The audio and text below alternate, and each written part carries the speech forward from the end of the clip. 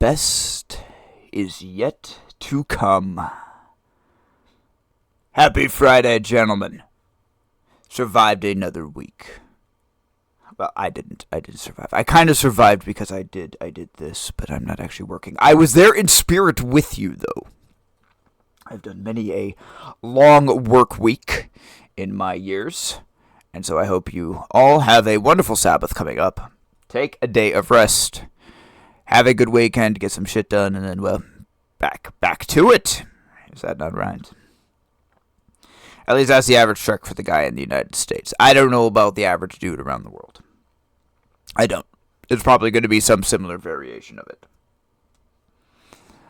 The best is yet to come. I love this song. I truly love that song. And, I wanted to play it earlier in the week. We'll kind of talk about our review in a moment. But I like I said, I wanted to play it earlier. But what better day to play it than the ending day? Why? Because salvation and heaven is the best that is yet to come. What's going to happen is better than now. And like I said, I don't know if these guys are Christian or not. Action in the end means something. And there are songs that they play that I don't necessarily agree with. Okay? But like I have said, their music, except in these two albums specifically, actually three, 2008, 2010, and then the last one was the 2000. This one was from 2020. This one was Too Mean to Die. I'm pretty sure that's where the song was in the albums. And so this is actually from their newer track. Same with Sucks to Be You. This was actually a newer one that was released during COVID, which was a pretty good COVID album. I'm not going to lie. No one's master, no one's slave. Okay? Go listen to Too Mean to Die. You like Accept. Go listen to their newest one. It was pretty good. I really enjoyed it. Nonetheless, let's take a look here.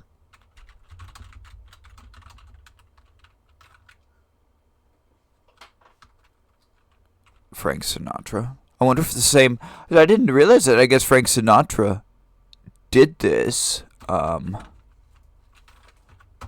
might have to look that up, see where the song initially came from. Okay. So now. When it rains, I look for rainbows. Okay? So not only is this a positive thought, okay? That's a biblical one. Rainbows are God's covenant. When it's dark, I see the stars. More of God's creation. You can call me a dreamer. Call me naive. I like that. I really do. Because I have been called that. I will always say the best is yet to come. Call me a simple man. Call me naive. On my dying day, I'll say the best is yet to come.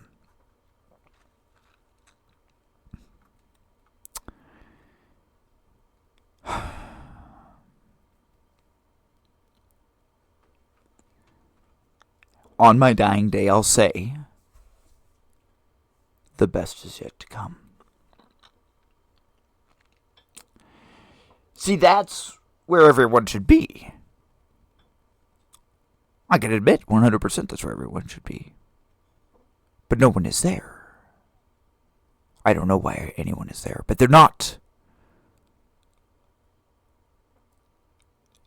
Look at death as the end, death as an obstacle, and yet I have been told, I had heard it said years ago, that death is nothing more than an inconvenience.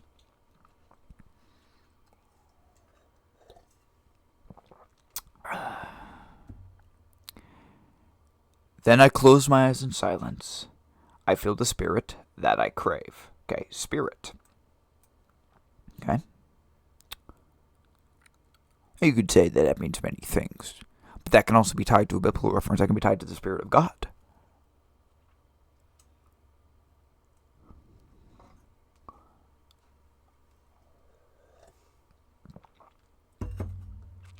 Is it a stretch? Is it a stretch to look at some of these things and say that there are a lot of Christian or end time principles? Yes. Are they a Christian band? Probably not. But I can at least use them. I've had a lot of fun in this series. I mean, remember, let's just do a recap real quick. Okay? So, Sunday. Pandemic. Pandemic of sin. That the world is diseased. Covered with sin. And then the doctors, these preachers, the ones that are supposed to be helping you, well, they're infected as well. And the worst part is they can't even tell you. Okay? We talked about worlds colliding. Okay? Not just the Christian and the heathen world. And I'm talking, remember, when I talk Christian, okay, we're talking the dudes on that path, the narrow path that we always point to, not the center one. Okay? It's a bunch of drunk Christian Karens.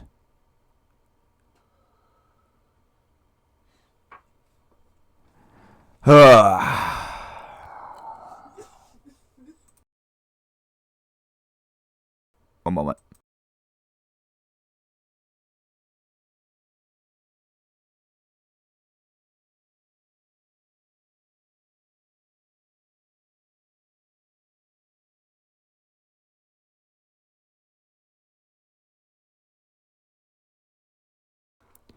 Speak to my wife real quick. Apologies.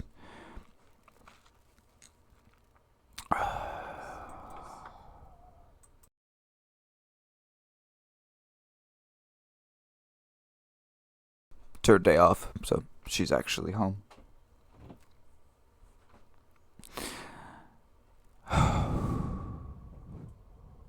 The best is yet to come.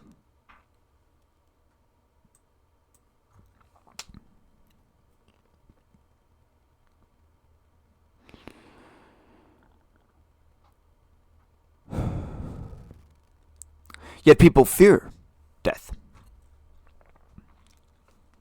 They fear it, they avoid it.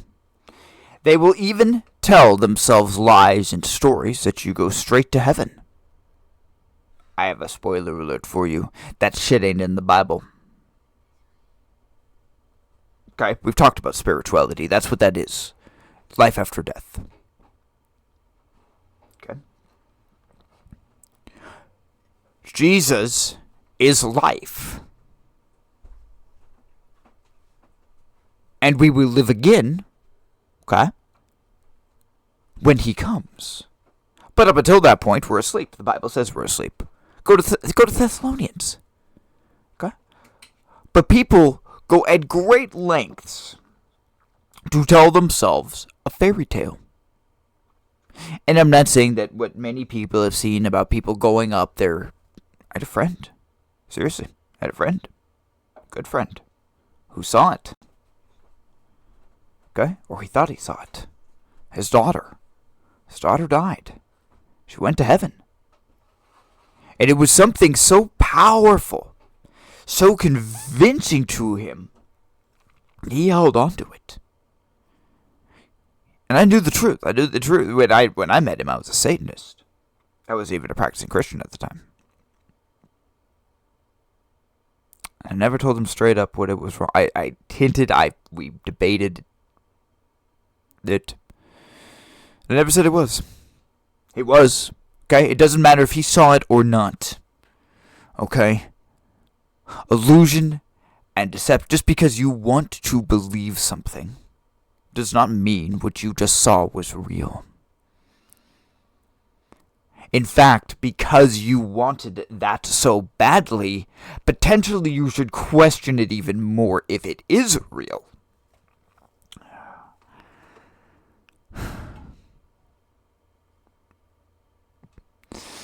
They tell themselves a lie to such an extent.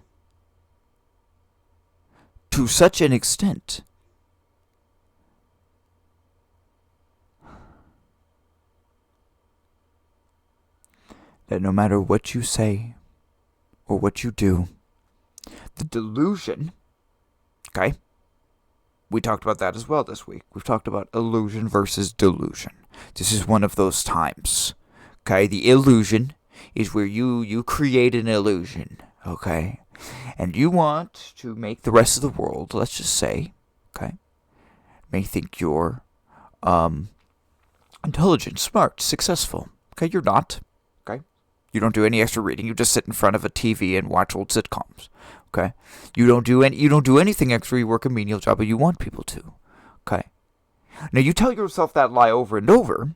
Eventually, you yourself will believe it. Okay, therefore, it is no longer an illusion. Okay, this has now become a delusion. You are delusional.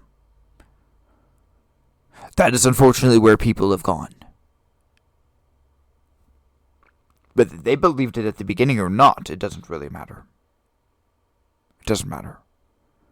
Because the principle is the belief is still wrong. It's not reality.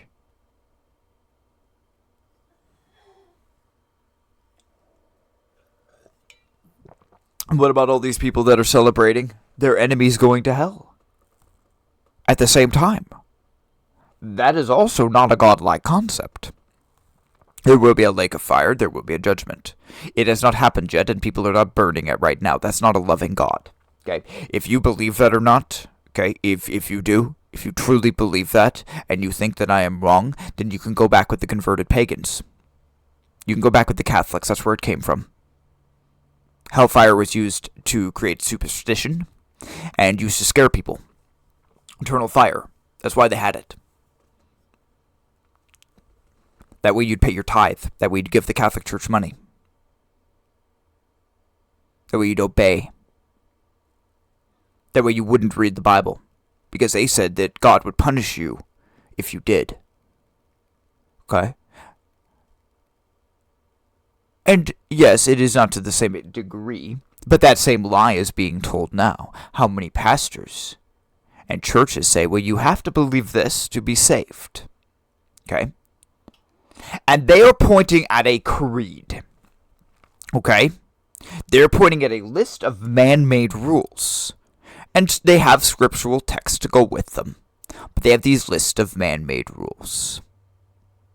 No different. Okay? That you have to believe these things. It is no different now than it was back in the Middle Ages. It was no different now than it is back in Papal Rome. Okay, it's just less of an extreme. But it's still there.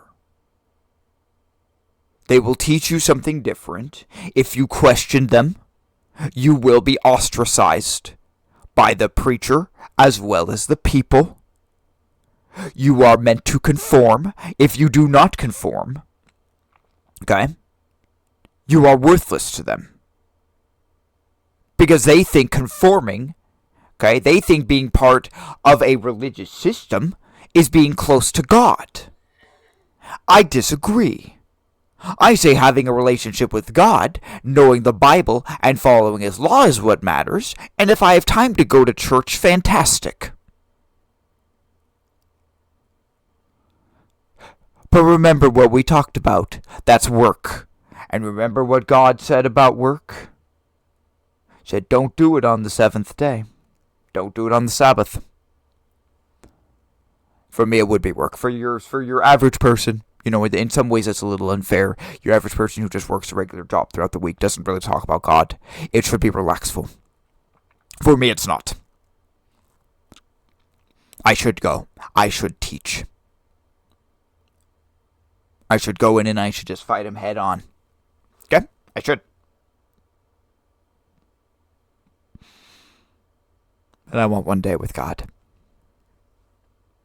Tomorrow I'm going to spend with God. I'm not going to try to convince people, because I do that the other 6 days of the week. But I don't want to go to a church and have them look at me and say, well, you came here because you believe this. It's like, no, I came here because you're lost. I got bad news for you, people. The tradition you are following is not what it says there. I don't care if you keep the Sabbath or not.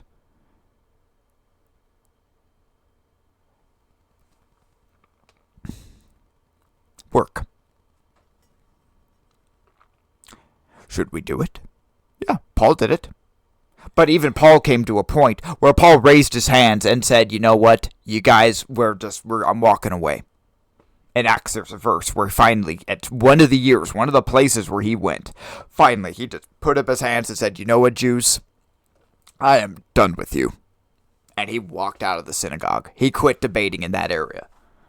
And I think that he probably just kind of quit debating overall because he was going in circles. Okay? And eventually, it doesn't matter how good you are at it, which Paul was very good. Paul was a Pharisee of Pharisees. He was taught as a philosopher. Okay? He could debate or circle around anything. Anything. And you can see that in his writing. Because you read something like Romans, and unless you understand the context, or you don't do a deep study of it like most pastors don't, you assume that it's anti-law. Okay? Remember, he's debating to the Jews in Rome who believe that the law of circumcision saved them. And they are looking at the heathen around them, and because they are not physically circumcised, they are not saved. Much of the law of what he talks about in Romans and getting rid of the law is the law of circumcision, which was debated, okay, and decided by the council at Jerusalem. Okay? This was decided. Was it decided by God? No.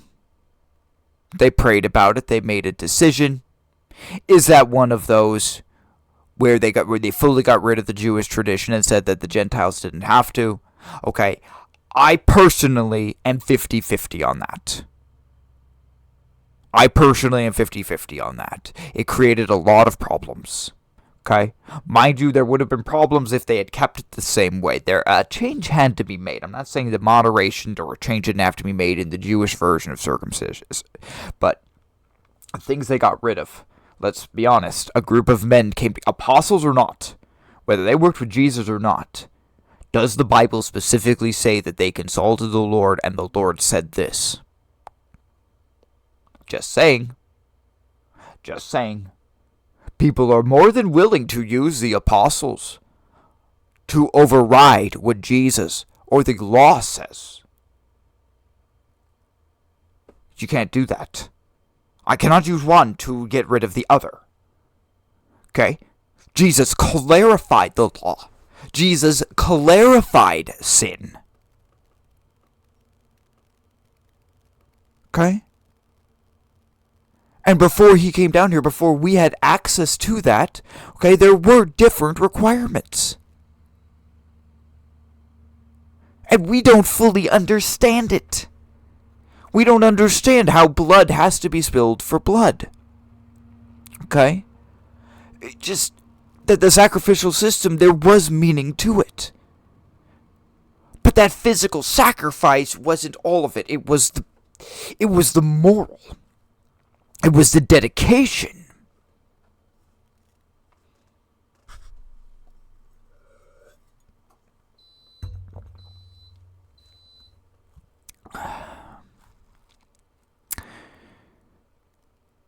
Imagine a place where that shit doesn't have to happen. The best is yet to come. Eh?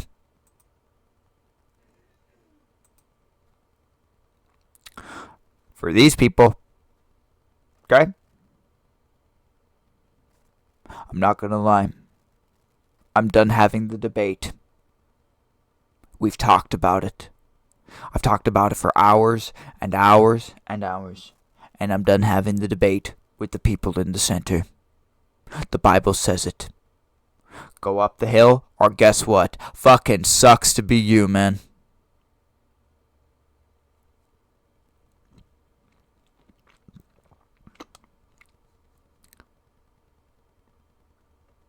You rebel. You have issues with God's law. You think God has changed it. You have the problem.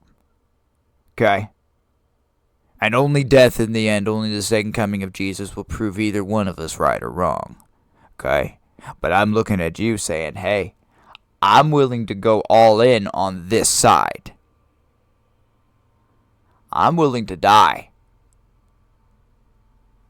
Are you? Do you believe it that strongly? Now, if you do, okay, even if you are in the atheist column over here, or you are one of those, you believe it strongly, I can respect you for that. I will. Just because you have a different view than me does not mean that I will not respect conviction. Conviction and faith has power. And just because you have conviction in that now does not mean in the next few years you will not be more like me. The faith is what the conviction, the belief, the drive, the passion, those are qualities God likes. Because if you are that passionate for evil, you will be even more passionate for Christ.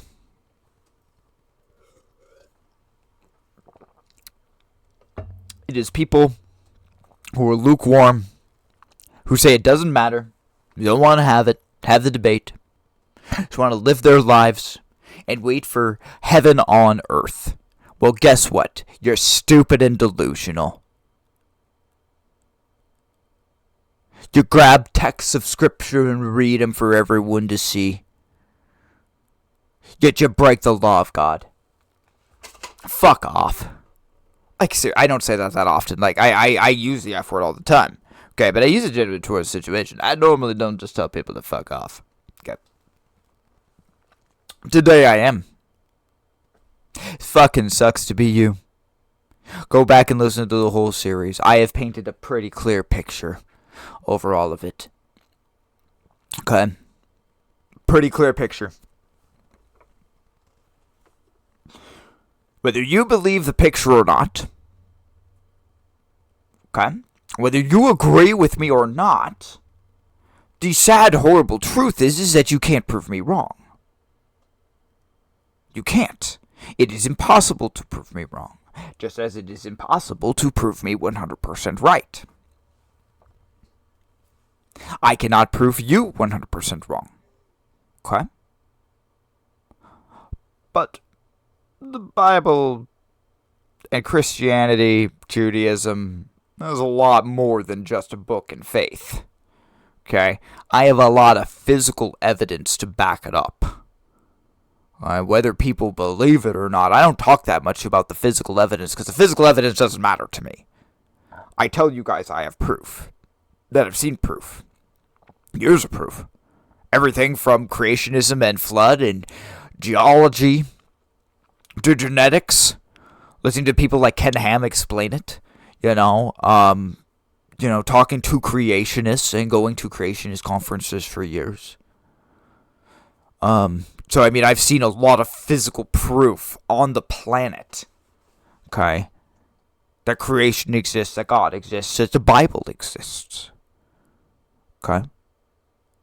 But I don't talk about it because, I'll be honest, it doesn't necessarily, it's just extra. It's extra for me. It's like frosting, okay? I'll be so happy if they actually start reconstructing the Ark. Okay, we find any of these other major biblical artifacts. Why? Just because I can point to people. I say, look, I wasn't crazy. It doesn't mean I need it to believe. It would just be nice to show people and say, hey, guess what? Maybe you should have believed without seeing it. This path. Not this path. Remember, we talked about these guys in the Kool-Aid episode a lot. Okay? A lot. They're drinking something that has poison. Okay? They're drunk. We have all discovered, and I think we all agree that they're drunk. Okay? We have narrowed down the alcohol. It is ever clear. Okay? Why are they drunk? Because these people are acting irrational. They are literally reading something, and they're looking at you and saying it means something completely different. Okay? That's either manipulation, okay, or it's just retardation. It's stupidity. I'm not sure which. I will allow you to decide. You cannot tell me a word just means something different. I've had many people try to tell me that over the years. Many people have said, well, this word means this here, or this word means this to me, and it's like, that could mean that to you all you fucking want. But reality states that the word means this, the word has always meant this, the word came from here, from this language. Okay? Do not tell me that this word, which has meant something for hundreds, if not thousands of years, now means something completely different because you fucking told me it did. Now when you explained it like that, what a stupid thing to think. Other people kind of just brush it off and they would say, well, that was rude of you. Yes, it was. Quit manipulating and playing the system. You've been doing this long enough. But the problem is it worked.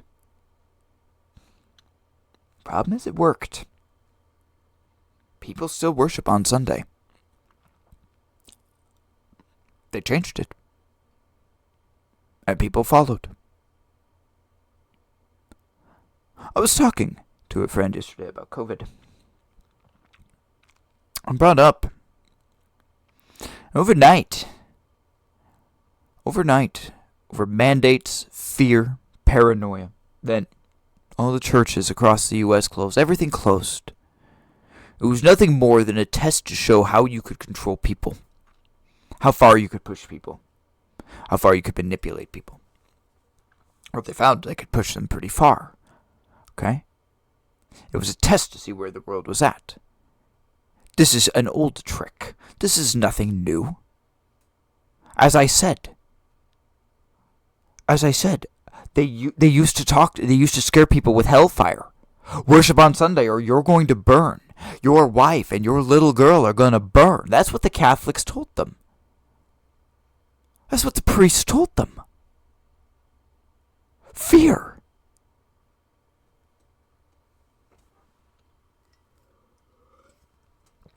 You think I'm out of line for saying the church did that? For the government doing that? If you're with God, you have nothing to fear. I'm sorry. If you say that you do, you go. No. You have zero faith. You have zero faith. I don't care if you haven't seen what I have seen. Okay? Sometimes I wish it would give you a very unique perspective, and you wouldn't look at evil the same way. You would not.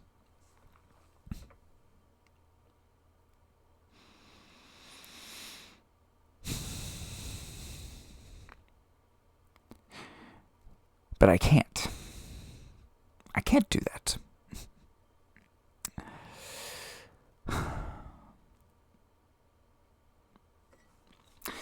The best is yet to come, gentlemen. On that day, Jesus comes.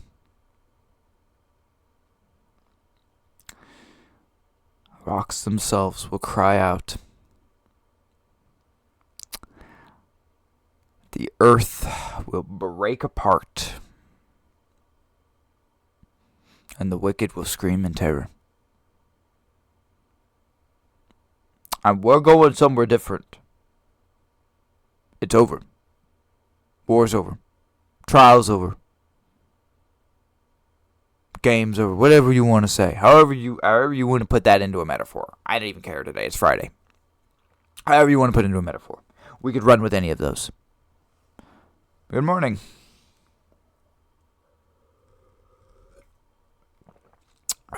The best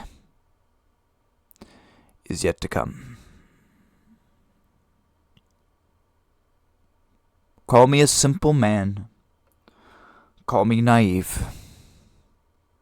On my dying day I'll say, the best is yet to come.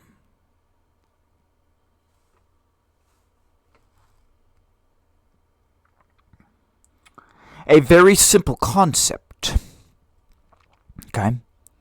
But a very deep principle.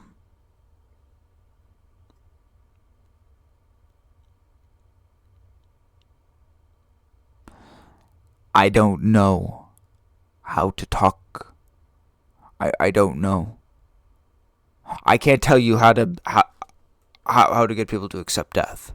I know how I've learned to accept death over the years. I've come so close to death that it just really doesn't matter. I've kind of just become numb to it. That's a sad truth.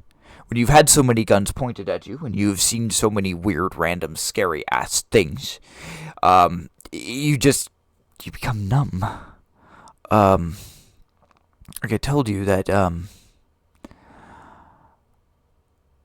after talking with demons, man just doesn't have the same strength, veracity that they once did.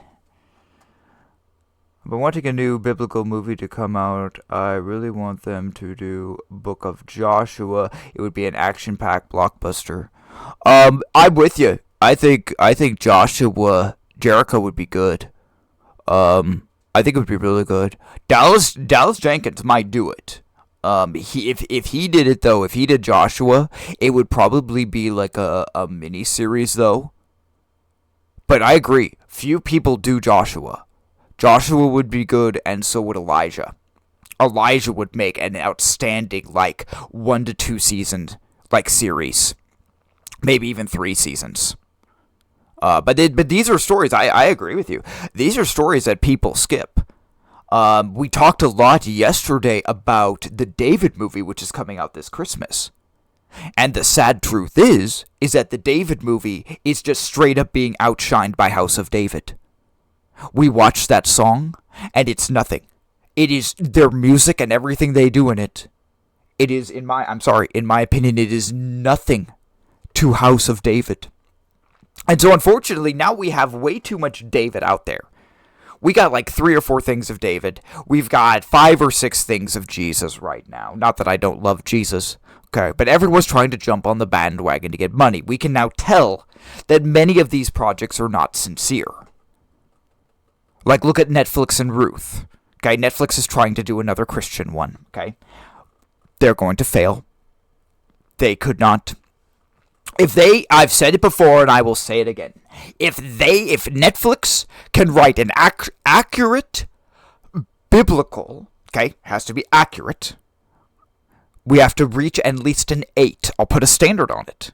Has to at least an 8 upon this channel, okay? Or a 7 by Chosen Sleuth. Actually, I should probably put his higher. He's more lenient than I am. He's way more lenient. But if they do this, I will spend an entire episode and I will reconsider evolution.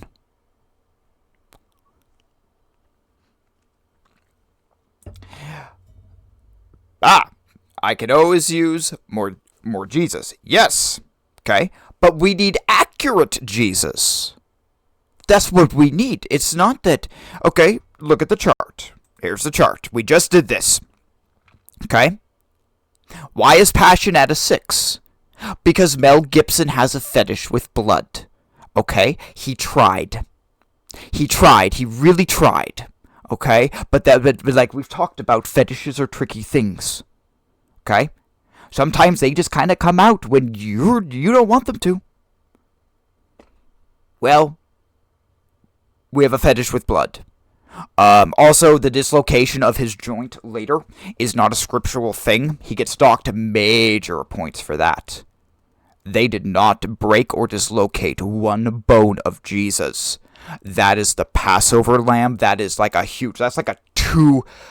He gets docked 2 points for it, probably. It's a 6.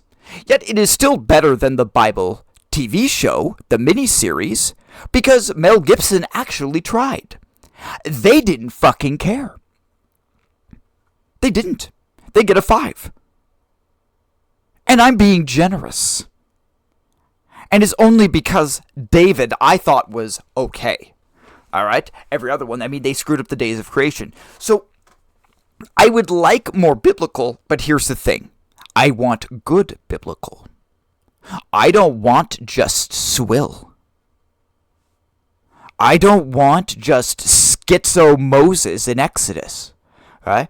I want accurate, biblical, badass Joshua with a spear.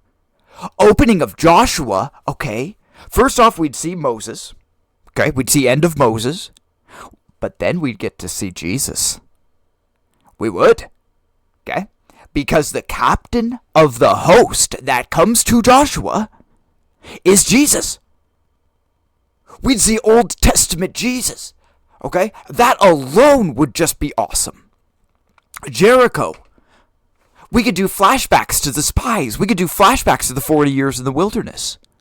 I'm with you. There's a lot of promise to Joshua. I hope. But, on this channel at least, okay, and there are other channels. Like I said, Chosen Sleuth does good. He holds it to a reasonably high standard. I am a little more picky than him. He is a movie, but then again, he's more picky on things like in like the filmmaking industry, like use of AI, and he's way more that than I am, even though I'm a writer. I care about the story, and I care about the biblical integrity. Testament, okay? Testament, 9.7.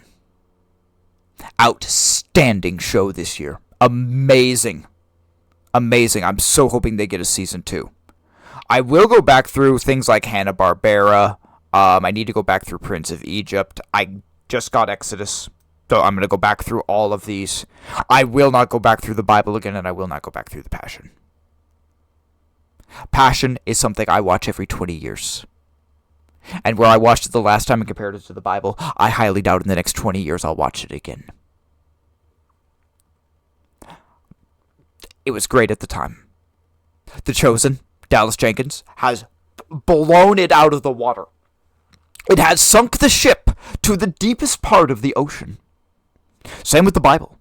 What Dallas Jenkins has done here, okay, and this is not official, this 9.5, this is just where I'm throwing it for now. I gotta go season by season.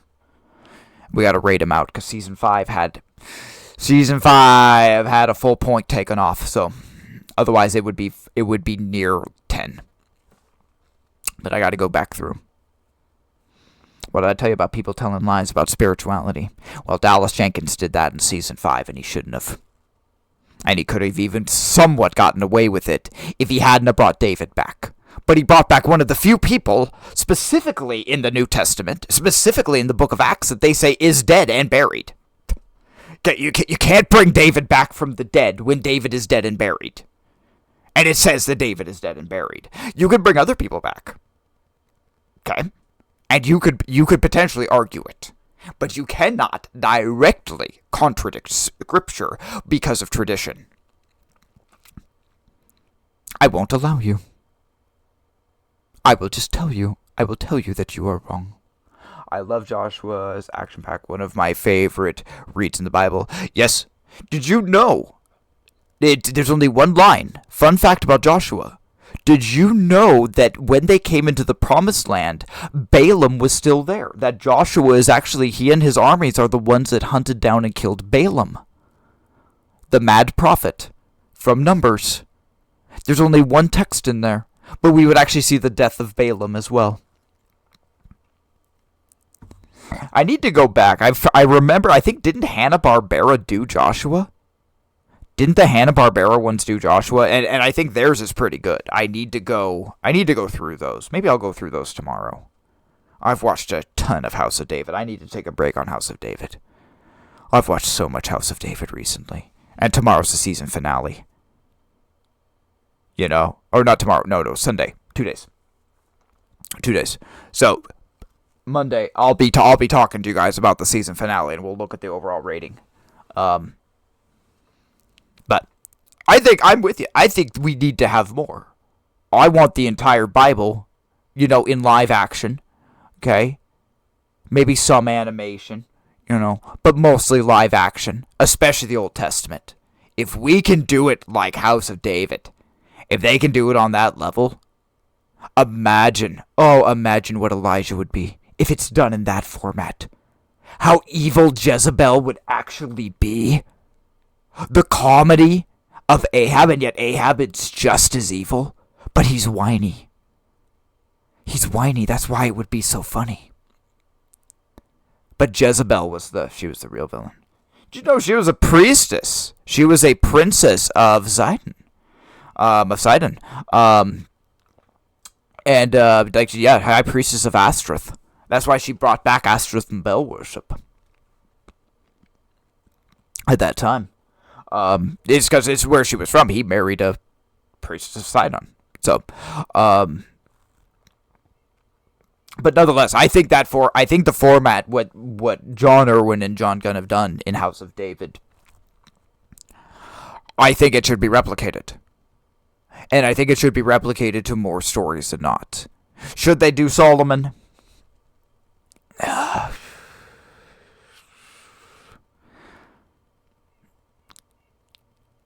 To do Solomon right, Solomon is M.A. Okay? Here's why Solomon is M.A. Yes, he was the wisest man. Yes, there was a lot of peace. We don't have a lot of wars. You know what we have? We have his 700 wives burning children. Sacrificing and killing children. We have hardcore idolatry throughout the majority of his life. He did come back to God. It would be like more of just a hardcore drama. It wouldn't be action-packed like it would be just a hardcore drama. There were some battles and events that happened in his life, but nothing like David. Like David was the true king of war in that, where Solomon was a king of peace. Prophets. I wouldn't mind seeing some of the prophets. Who would I want, though?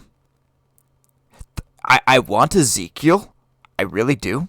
They're doing a Daniel movie. So Daniel is going to be coming out. We're going to get a Daniel movie. And it looks really good. Probably within either next year or the year after. They're in post-production right now. So hopefully it's good. But Ezekiel, the problem is Ezekiel, they would misinterpret it.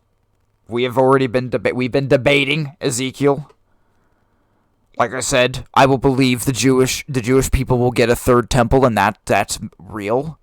That part is truly real, and we should worship there truly. When we have 7 years of the weapons burning, when Gog and Magog are destroyed, and we have 7 years of weapons burning, and no one goes and gets wood out of the forest because everyone uses the weapons, then I'll believe it. I'll believe it's literal. If not, then I don't care. I don't care about Israel. Not that I hate Israel. Israel can just stay over there. They're already doing Acts. Revelation would be hard. There's a couple of fun prophets that would be fun. Zechariah would be interesting. He dies, but we actually don't know in Scripture how he died. Like, we know he was torn apart, but we just don't know, what he said that actually caused his death, because Jesus references it.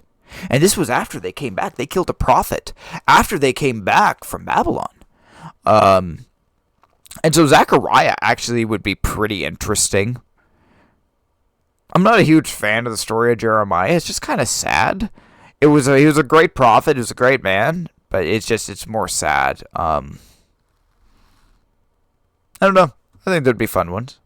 I just want to see Congregation of Israel crossing Jordan, so symbolic. Yes.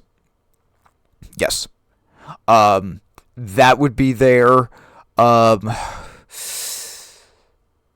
Didn't that happen? Hold on, I'm trying to think. We'll get Red Sea crossing coming up. Moses, do I have Moses? I don't have Moses on here. Moses will be done by 5 and 2 Studios. And I think it's going to be a TV series. So we'll at least see people crossing the Red Sea in the next 3 years, I think. I think he's doing this after Chosen. So within the next 3 years, 4 years, we'll see people cross the Red Sea at least. We know we have Joseph coming out. We know we have Ruth. You're right. Having them, especially that way, where the priests walk out with the ark. I just still want to see the walls of Jericho come down. I think that would be awesome, especially with today's animation. I think that'd be really cool. Also, Joshua was just kind of a badass. Who's like leader of the army, so forth.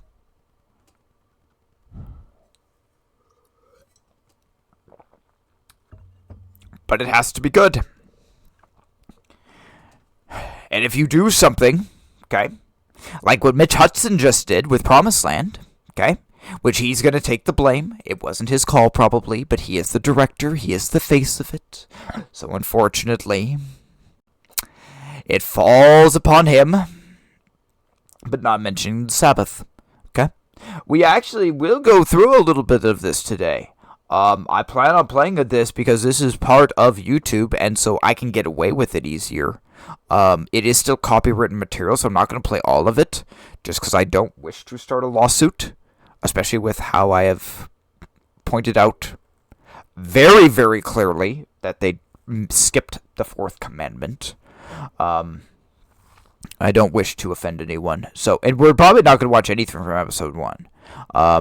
I'm going to watch, like, the chorus sections. We'll kind of talk about those a little bit. We'll probably go through a little bit of episode 2 and so forth, like, later today as we go through the stream. Just because it's really funny.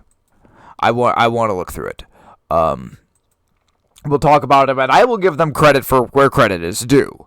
You know, they did a good job, you know, on some of the comedy. There's just some things I did not like. Someone posted a random Bible study. I was wondering if it was Satanic Curse you might be familiar with. I'll attempt to type it here. Okay. How are you, Rev? Been a while?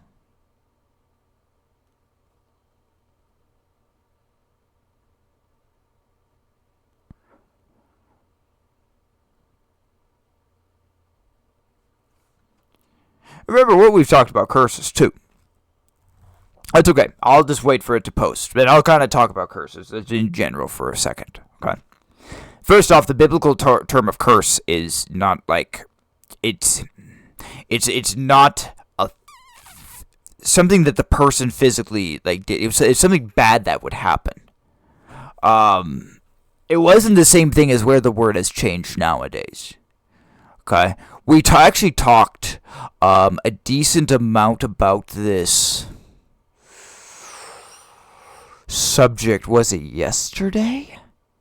I feel like we touched on it, but we hit it from a different angle. We kind of talked about curses and magic, but it wasn't like that specific. The truth is, okay, is that the words that they said, no matter what you type, I can tell you no matter what, okay, it doesn't have power. It doesn't. Okay? Words do have power and words do have meaning. But they do not have that kind of power. Okay? Now, how does something like that happen then? Okay? It's because the being behind the person saying the words creates the illusion of power. Now, that illusion is real. And it appears that the person is the one who did it. Okay? But the power is still coming from the being which is behind. Okay? It's coming from the demon itself, and it is being channeled. Okay? Channeled through the individual to the human observer. Okay? And I held up my hand, and the demon allowed fire to go from here out. It would appear to you that I held up my hand and fire came out. Okay, that is an illusion. This can, hold on. I'm not reading it out loud. That I won't do. That's a rule. Is it a rule I should still follow? Maybe or maybe not. I don't know.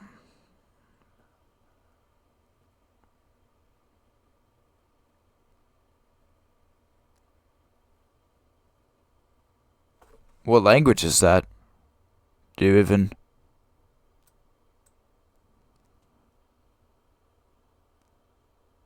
Portuguese. Okay. What the hell does it say?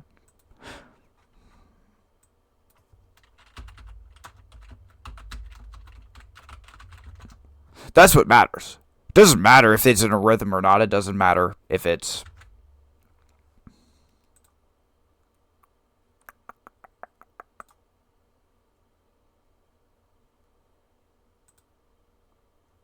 Detect language. Google doesn't like it.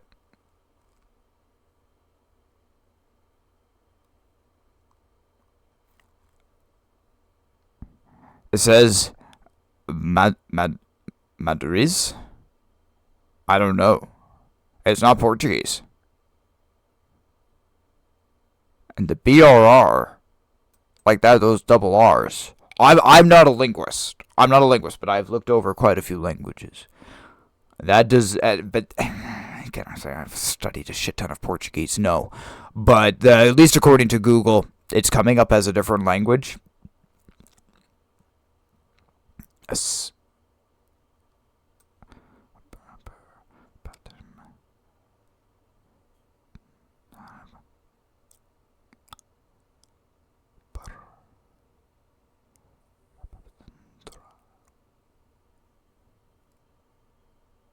I don't see it. So this would almost be probably like you would like brr, like you would like just pronounce the BRR. You probably almost like roll it. You would roll the R probably. If I had to guess, does it look like an incantation? Potentially. Potentially. Do I know what it means? Absolutely not. Just because I don't. There are so many different things. And like I said, in the end, this doesn't have any power. This has power if the other person has the demon with them. Okay, they actually have the capabilities and are given the capabilities of doing this. Some are. Okay, and then the other side of the coin, the other person has to be void of God. Okay? I know where we talked about this. We talked about it with the Hatch device when we did that Asman video.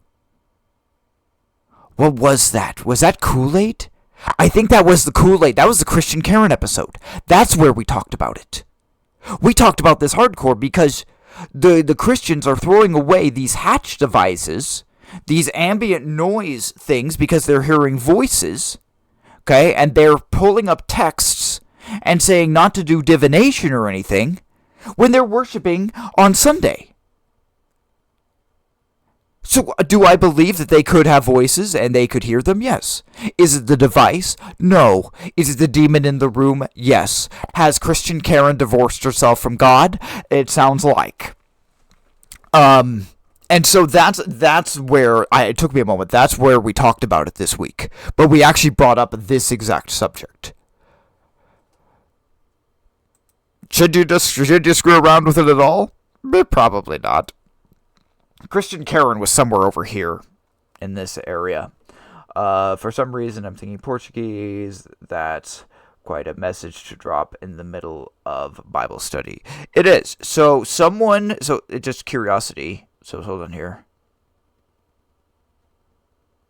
Someone posted some random chant in a Bible study. So they just jumped on and dropped it. That's what happened. Like you were just in here, and then they just put that in there. Correct, Rev?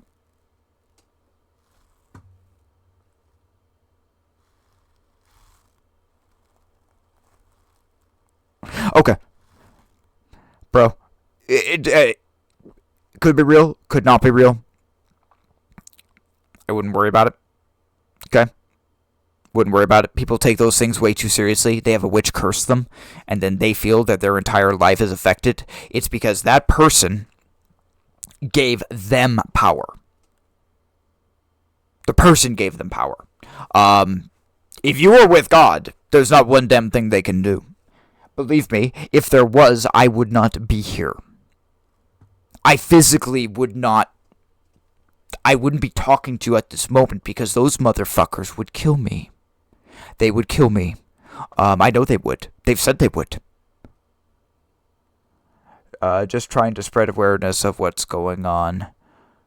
And me either. Yeah. No, I'm very interesting. I just don't have an exact answer for you. But like I said, the overall thing is that as long as you are with God, you have nothing to worry about. That's where I look at it. And I've stood face to face with demons. They can't touch me. They don't like to touch me. Now the cross thing, I've never brought up the whole cross thing. You know, people like on vampires, all these things, like the whole the cross, like the exorcism, and the cross does that. That shit doesn't matter. Crosses don't fucking matter. I don't care what anyone tells you.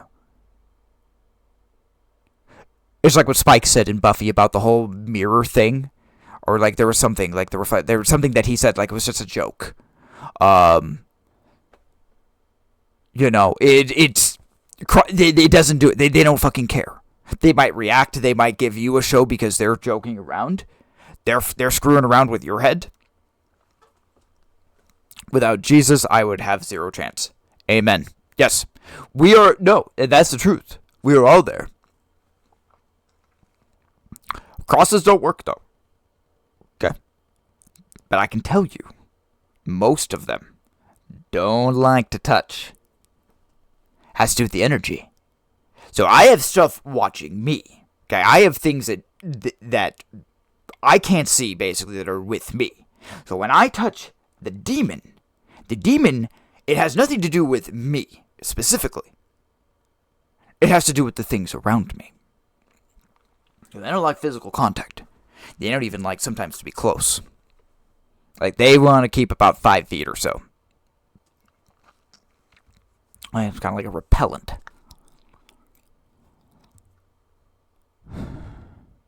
But if you allow it, if you step away from God, all bets are off.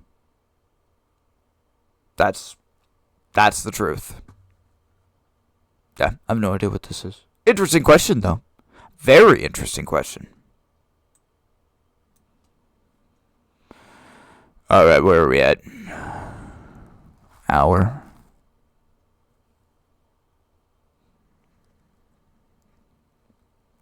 The best is yet to come. Not the truth.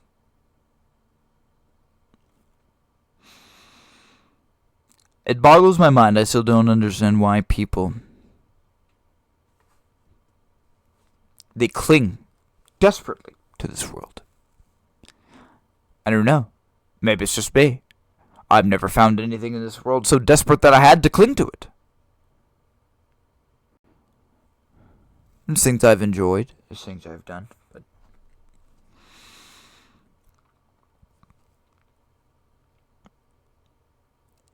isn't heaven still greater? It's uncertainty, though.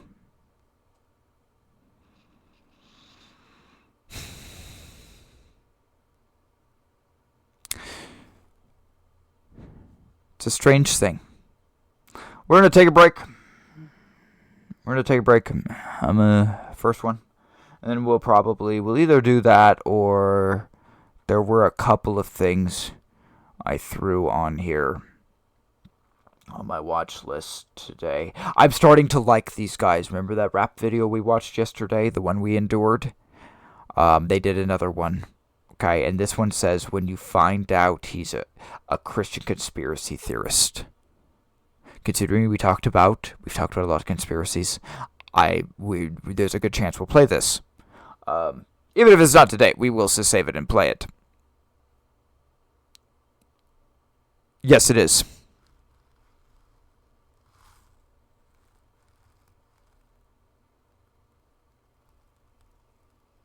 Oh, I didn't realize he was a Twitch. He was a Twitch streamer. I only found him on YouTube. But then again, I don't watch a shit ton of streamers. where I stream so much. I actually spend a lot less time on my computer now that I stream than what I did before, especially on things like YouTube. But no, his video, I mean, there's some funny stuff. So, we'll play that. Asman did do the video. He did do the video. Were the Crusades justified? I have not watched it. I think you know where I'm gonna fall. I think we know where he's gonna fall. He's gonna say, yes, they were justified. I'm gonna say, fuck the Catholic Church. We're gonna be on very different sides of this. But does this technically apply? Yes, because the Crusades was an abomination of Christendom. Okay? We talk about this shit all the time. Okay? This is gonna come back. Why is this gonna come back? We need the Catholics. No one else knows how to perform exorcism. No. Go back and read Acts. We don't perform exorcisms. Exorcisms is a dirty fucking word. We don't do that. We don't do that. And they're converted pagans. We don't need to trust converted pagans to cast out demons. Nope. Cast out demons. Yes, not exorcism. Exorcism is a dirty word. We saw what happened to the exorcists in Acts. They ran out bleeding and were naked because they were stupid. Okay? The Catholic Church are converted pagans. If I were to walk into one and we needed to cast out a demon, I would look at him and I would say, I don't trust you. You're still plugged into the Matrix. Let the professional handle it. I would say that to his face, because here's the thing, demons jump bodies. I don't want to be fighting here and then have the thing talk to me from the priest behind me. It's happened. Okay? No, I don't trust them. It's like going to a voodoo priest to talk about Jesus. No.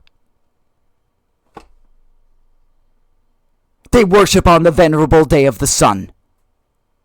Their forefathers butchered children and hung them on crosses.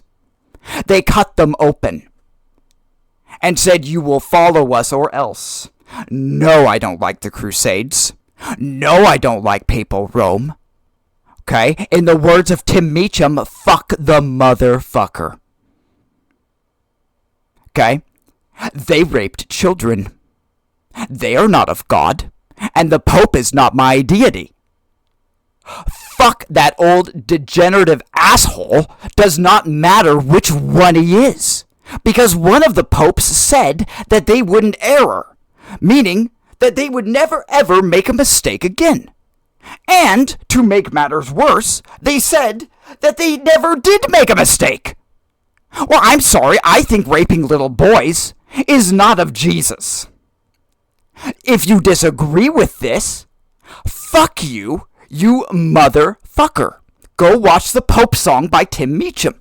He says that, and he says the F-bomb so many times in that song, okay, and people don't get it, and they say, well, he's swearing. No, he's saying that if your swearing is more offensive than what the Catholic Church has done, then you can go fuck yourself. That's what he's saying, and he's right.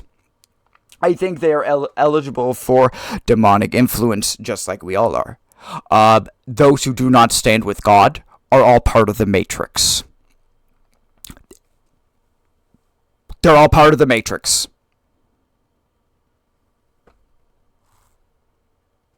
Anyone. If you are not of God, there are no rules. People try to tell you in magic there are rules. You want to know what I learned in magic? Is that that's a lie. There are no rules. You want to know where the rules are? It's what God allows or doesn't allow.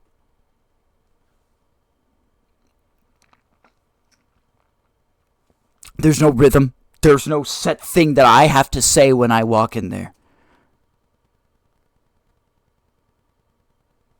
The point is is that I can't trust the man, okay, who's worshiping on the wrong day of the week. He's breaking the law of God. You expect us to work hand in hand in defeating something that when you walk in and you talk to that demon, I'm serious, okay? If you are not 100% with God, get out. Or the exact same thing will happen to you that it did in Acts. No, I don't trust someone who worships, okay, on the venerable day of the sun, and who claims that the Pope is God. Those are 2 commandments right there. And he would point to his Bible and he would say, well, it doesn't say that. It's like, yes, because you changed it. The Vulgate literally says something different. I'm sorry. Priests are my adversary. They are not my helper. They are not my friend. They can watch and learn. But they start doing funny shit. Guess what? I don't want to have to take them on with the person, the poor kid I'm trying to save. They are a liability. And I would say that to 10,000 in the sight of God. Because they have broken the law of God. Because they have blasphemed. Because they have kept tradition. I have strong words for them. Because the Catholic Church, in the end, has done more evil against God, as it's said in Daniel, the little horn, remember that's the Catholic, that's Papal Rome, the little horn spoke great things against God. More so than all the heathen combined. God needs to send them some frogs like Moses did to Pharaoh. The judgment in the end will happen. All these people that I have talked about, God is the one that will take vengeance. And he will. There will be a judgment. Do not think that they were righteous. Do not think that just because they did it in the name of God, that it was holy. I have heard many people speak in the name of God, and they are selfish bastards. They are horrible people who beat their wives, okay? I've seen bad shit in churches. I've seen bad shit. There's a reason why I'm anti-religion. I'm pro-God, heavily pro-God. Fuck religion. And it started there. It started here, okay? That's where organized religion started. Those motherfuckers proclaimed themselves God, and then said, well, we're going to kill everyone who says otherwise. And the poison that they spread is still here to this day. Now, I had made a comment earlier, but I got off on a bit of a tangent there. This is going to come back. This is going to return. The Crusades are going to come back. It's just not time yet. There's just not enough of them. The Christian nationals will become this. This will become Christian Karen. Well, Christian Karen's husband. If we're following the patriarchal system, technically Christian Karen needs to stay home. Imagine them wanting, waking up like Pharaoh and God has turned everything you know into ice. Literally the sum of grain of the sand. Egypt into ice. Killing in the name of God ain't my thing. Yes. True. And it's not in technically God's thing either. You know, we can throw many battles and different things, Old Testament, and there was a lot of fighting. Okay, but that's under a theocracy. Okay? We're past that now. We've been told that we're past that. We've been told that our battle is with principalities. We've been told that our battle is with the dark forces of this world.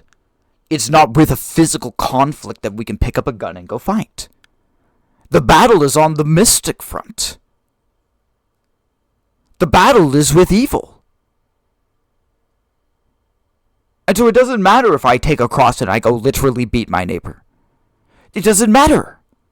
They are going down the wrong path. Because it is for us to fight the principle of it. And their principle is false. They are worshiping man-made tradition and have blasphemed the name of God. while going around and killing people in the name of God. I have huge issues with it. Okay? Huge issues with this. I'm sure Asman, like I said, I'm sure Asman is 100% pro. I'm sure he is. Boxers! I am having a wonderful Friday. How about yourself? Are you eating turkey today? You're generally eating a sandwich. The penalties for that are severe, by the way. You're actually not eating, really. That is one of the first times this entire week you're not eating. They are severe. It is a severe thing. That's the sad truth. Okay? But they will point, and they will say, well, this is severe, and this is not severe. Okay? It's the entire reason for my debate over the years. Okay? My debate has been, how can you pick and choose? But they do. Every single church picks and chooses. They all pick and choose. They just pick and choose different things. The Carpenter's Son is coming out soon. So, hold on. I have saved this for you, and since you are on Boxers, I have saved this. I have a Taylor Alicia video. She did a review on it. I actually saw it, the Nicolas Cage one that you have been talking about. I have saved this reaction content for you to be on. Because you are the one that always talked about it. I don't think it came out. But she says that it's going to be the most blasphemous movie of the year. But I saved this when I saw it because you have talked about it so much. And so we are going to play it here real quick since you are on today. That way we can knock it off the list. I remembered you have talked about this movie for a while. And so I grabbed, when I saw reaction content that we could do on it, I grabbed it.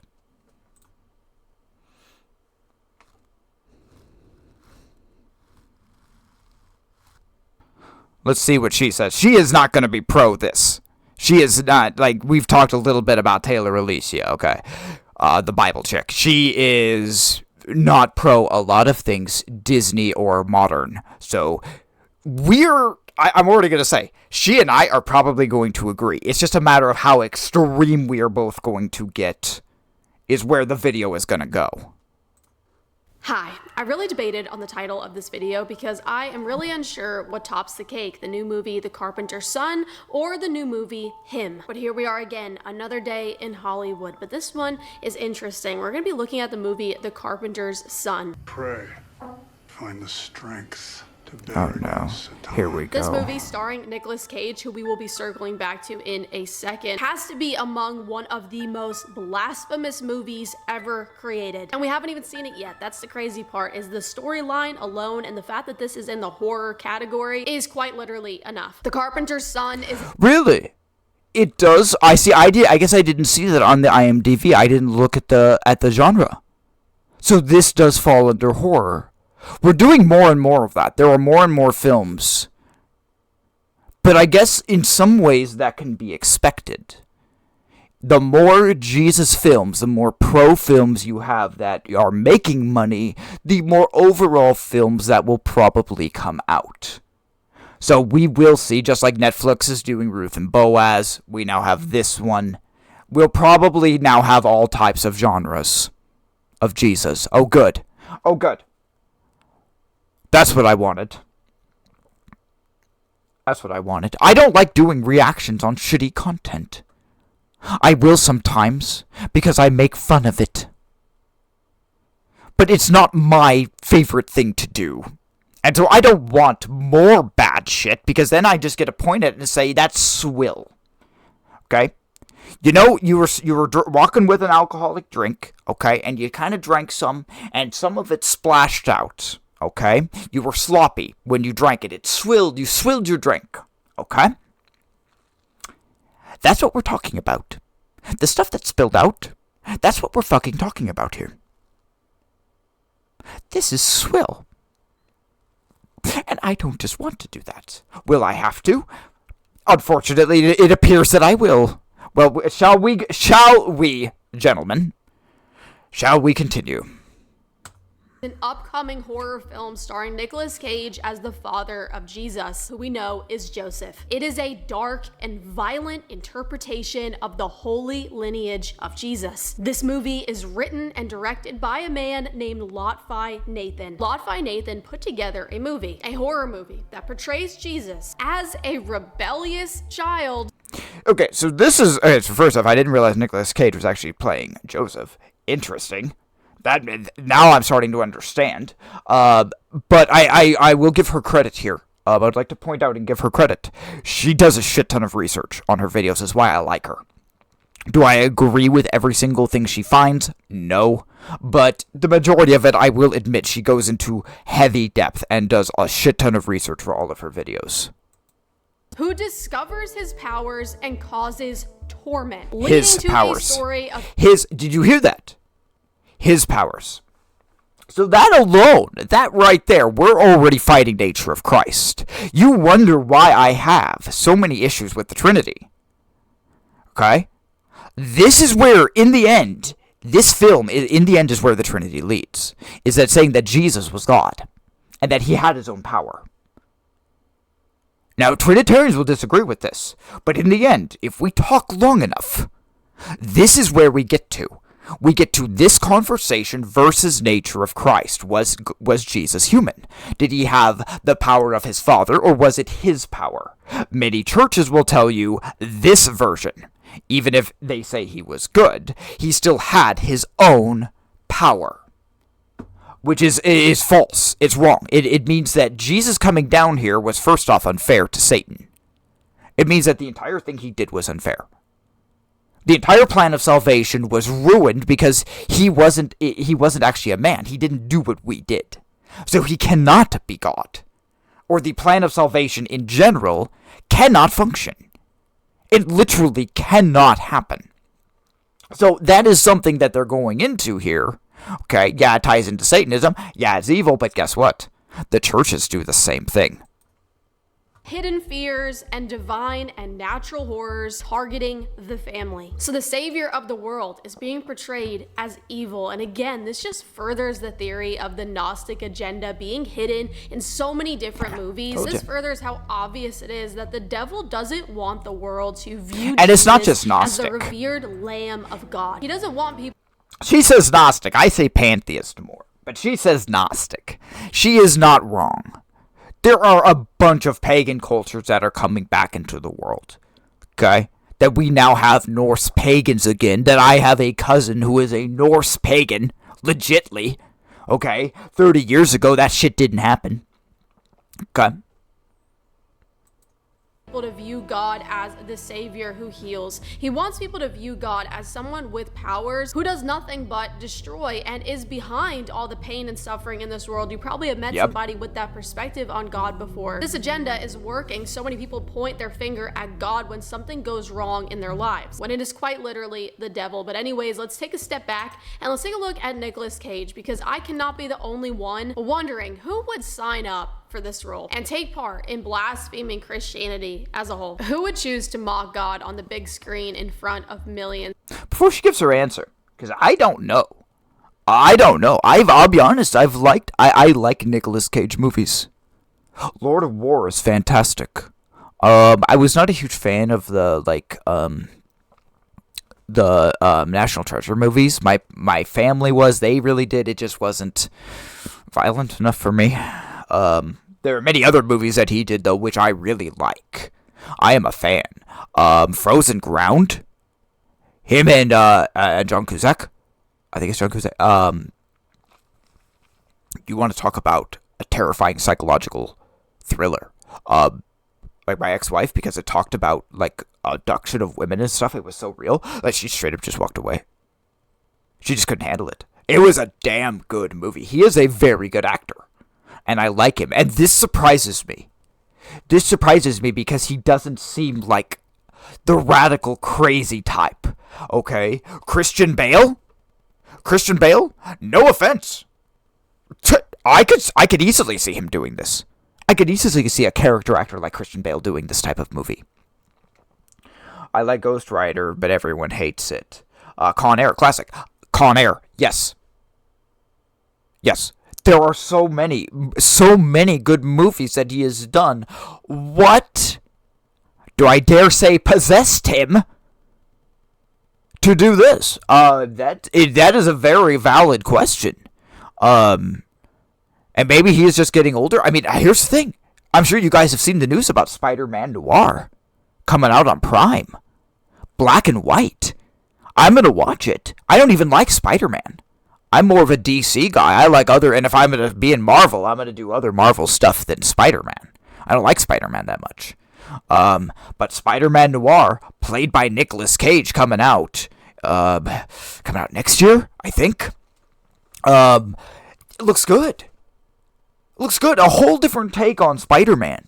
And it's going to be black and white. They'll do it in like color, but I'm actually quite excited about it.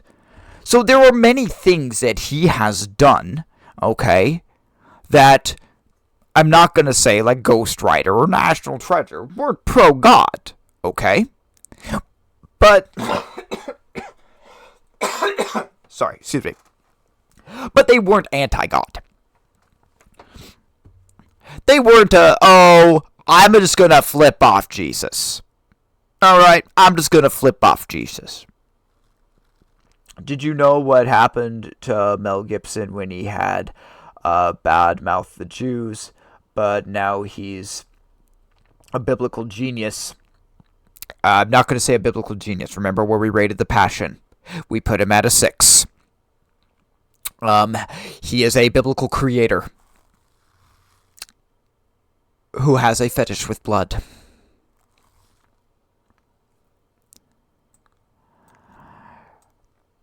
This is not good. I don't care. This is not good. Anything that we have seen thus far is not even rated on the scale. It is not rated on the scale. It won't show up here because it is a detractor to God.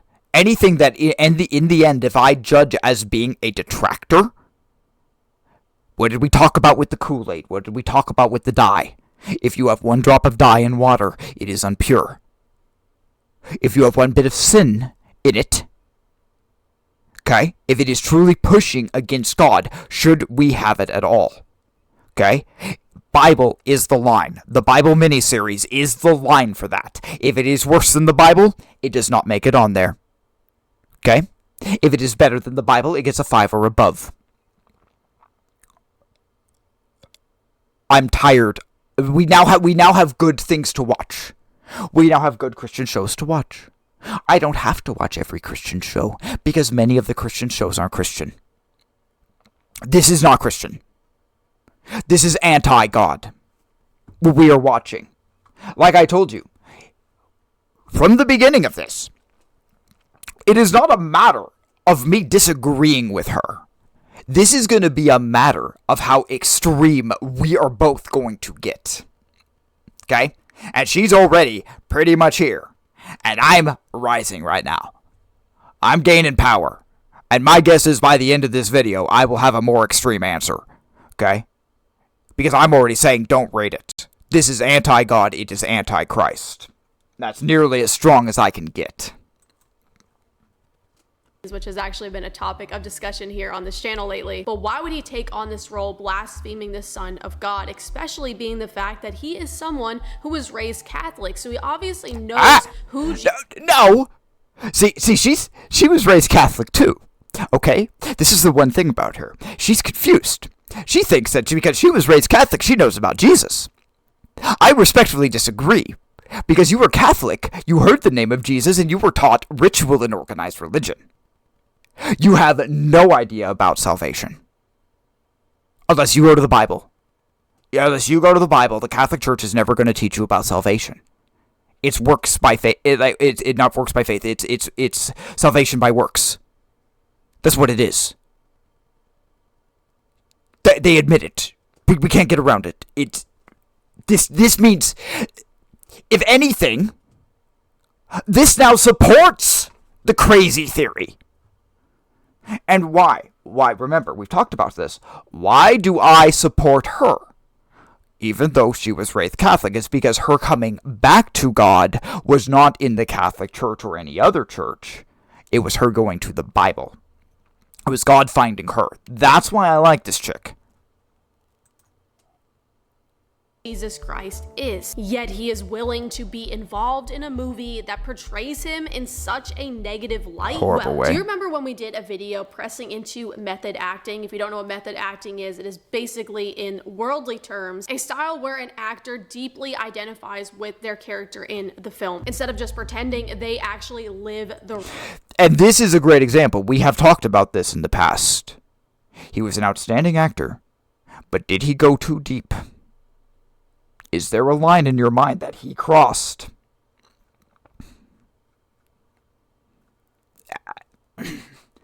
I'm telling you it's real. Whether he did it or not, I can't prove to you one way or the other. If I were a betting man,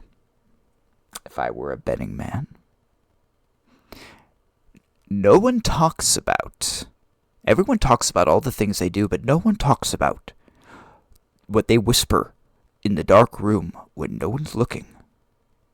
When they think that only they can hear it. No one talks about that shit. I think he did. Just too bad. He bit off more than he could chew. Happens.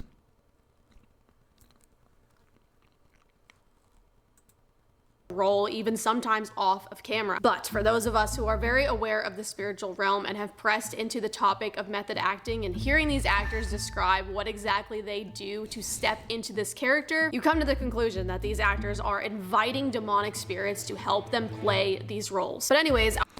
And she and I agree 100% on that. And it's not just inviting. This is where I say that she is here, and I'm now moving up to here. Okay, a lot of it is intentional.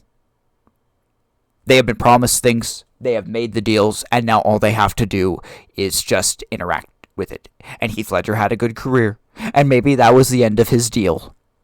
Maybe his deal with Satan didn't include all 3 Batman movies. Okay? Maybe it doesn't fucking matter if you have a deal or not. I think Jesus...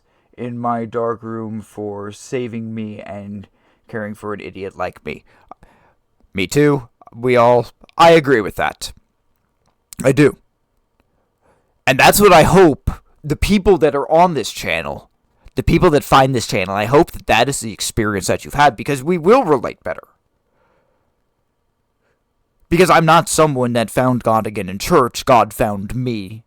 And then I tried going to church, but stayed with God. She is kind of in the same way as us.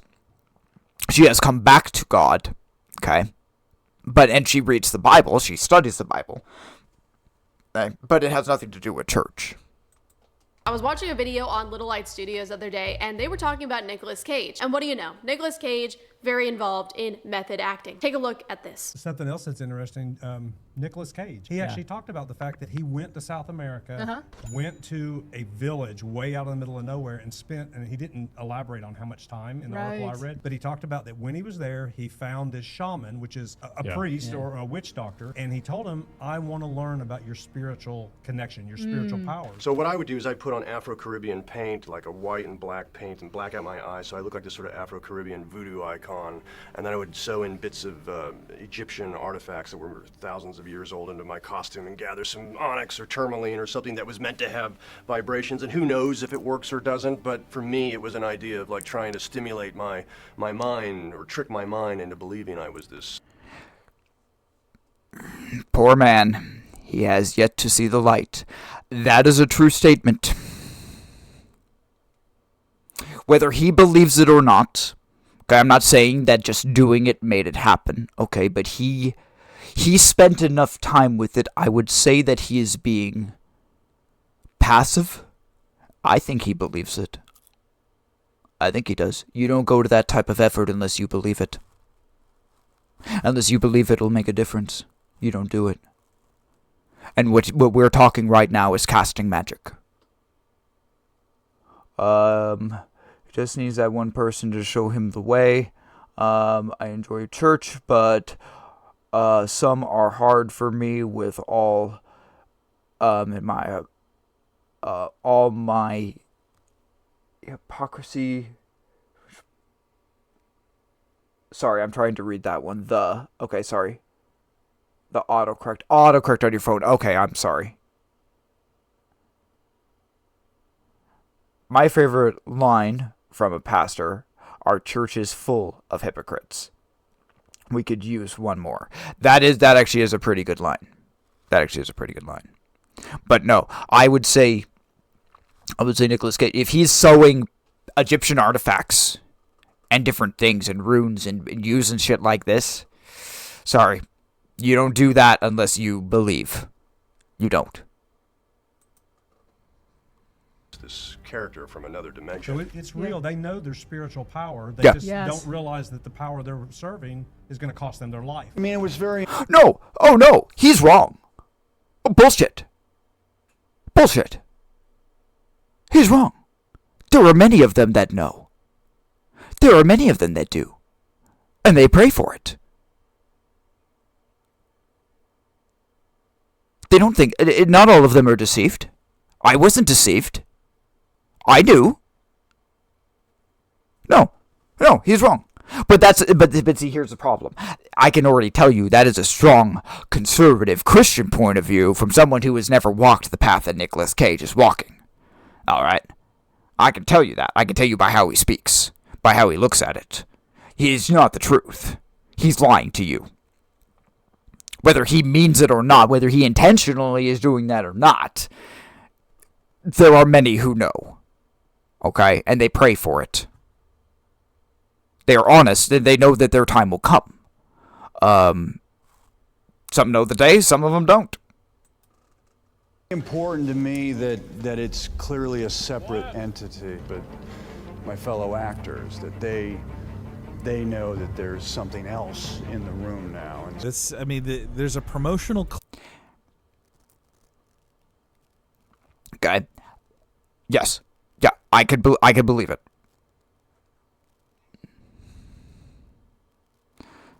Saw Nicolas Cage as long legs. What? The first time Micah Monroe saw Nicolas Cage as long leg. Weird. Clip going around where actress Micah Monroe sees Cage as the serial killer character for the first time on set. Apparently, it was so disturbing that her heart rate got up to 178 beats per minute. Was it his appearance in the cosmetics and makeup? Or was it the fact that she was face to face with an actor known for pushing the boundaries? And I'm in a room with him now. What the hell is he gonna do? I just found that super interesting because he has essentially invited spirits to help him perform his role in movies, and it just makes me wonder if those same spirits are at work in him now, trying to further the enemy's agenda in Hollywood.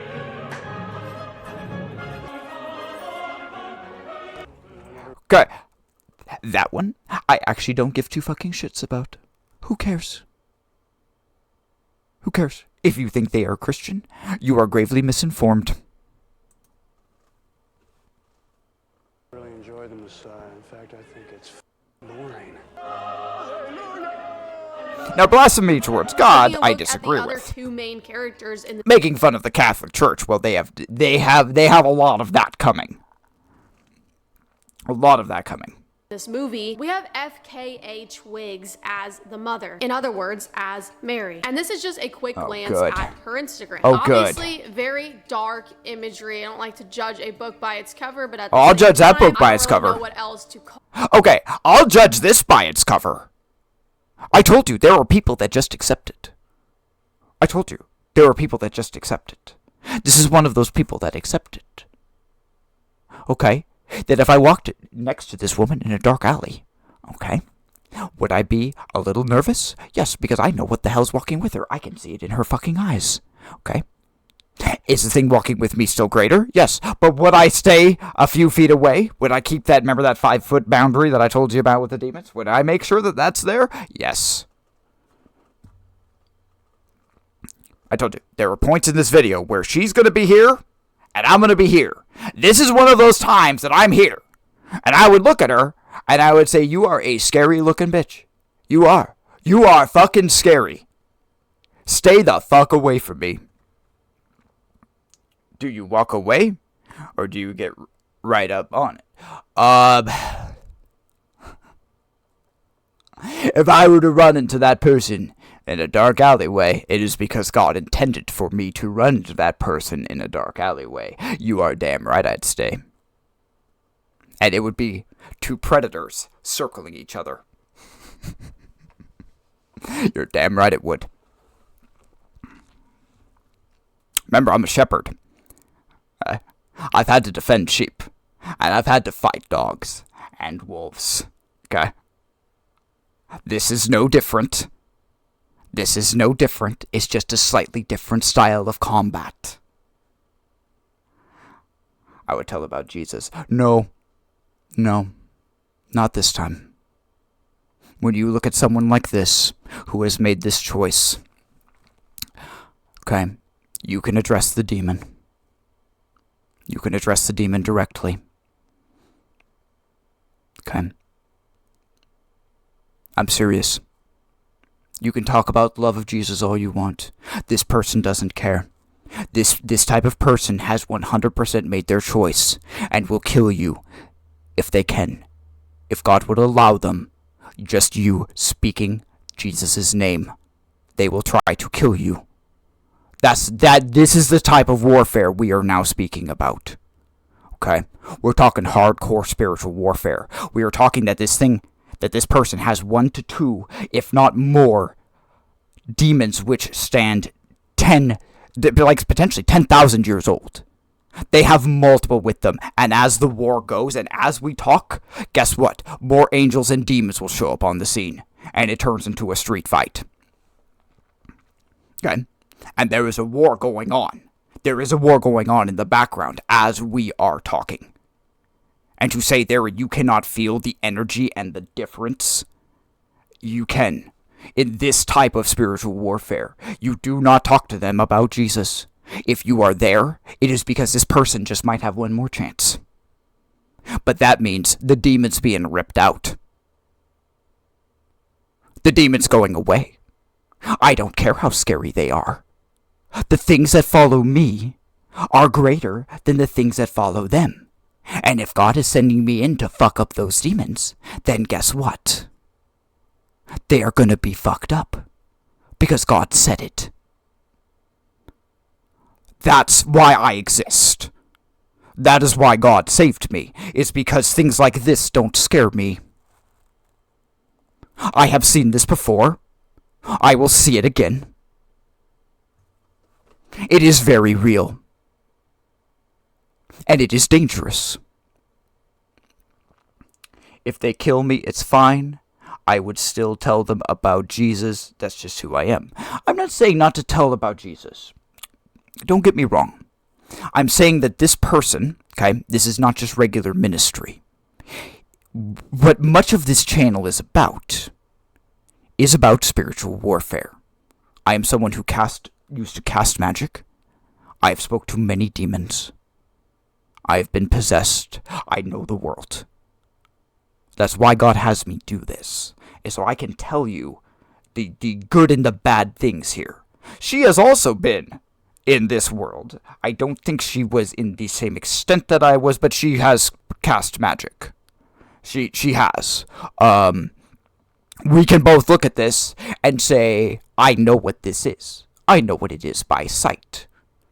I don't care if I judge the book by its cover, because I would walk up to that person, and I would tell them exactly what I am telling you now. It doesn't matter if I'm on stream, or if I'm there at their face. What was your deal? What did you ask for? What do you want? They'll never tell you the truth. It doesn't matter. I don't even think they are capable of telling the truth. Okay? But if you are to come across someone like this, remember these 2 rules. First off, there is no power that you have. All power comes from Jesus. Okay? The only thing that will take it out is the name of Jesus. And that person has to make the decision. I can't just walk up and say, you're gone. This person has to want to change. This person doesn't want it. We're just at a standstill, and we're both walking our separate directions because it's not going to end well. Okay? That's the truth. As someone who was possessed, as someone who heard the word spoke, I can tell you that the demon truly left when I accepted the Lord. Me, not someone speaking it. That I accepted it. And the same can be said for anyone.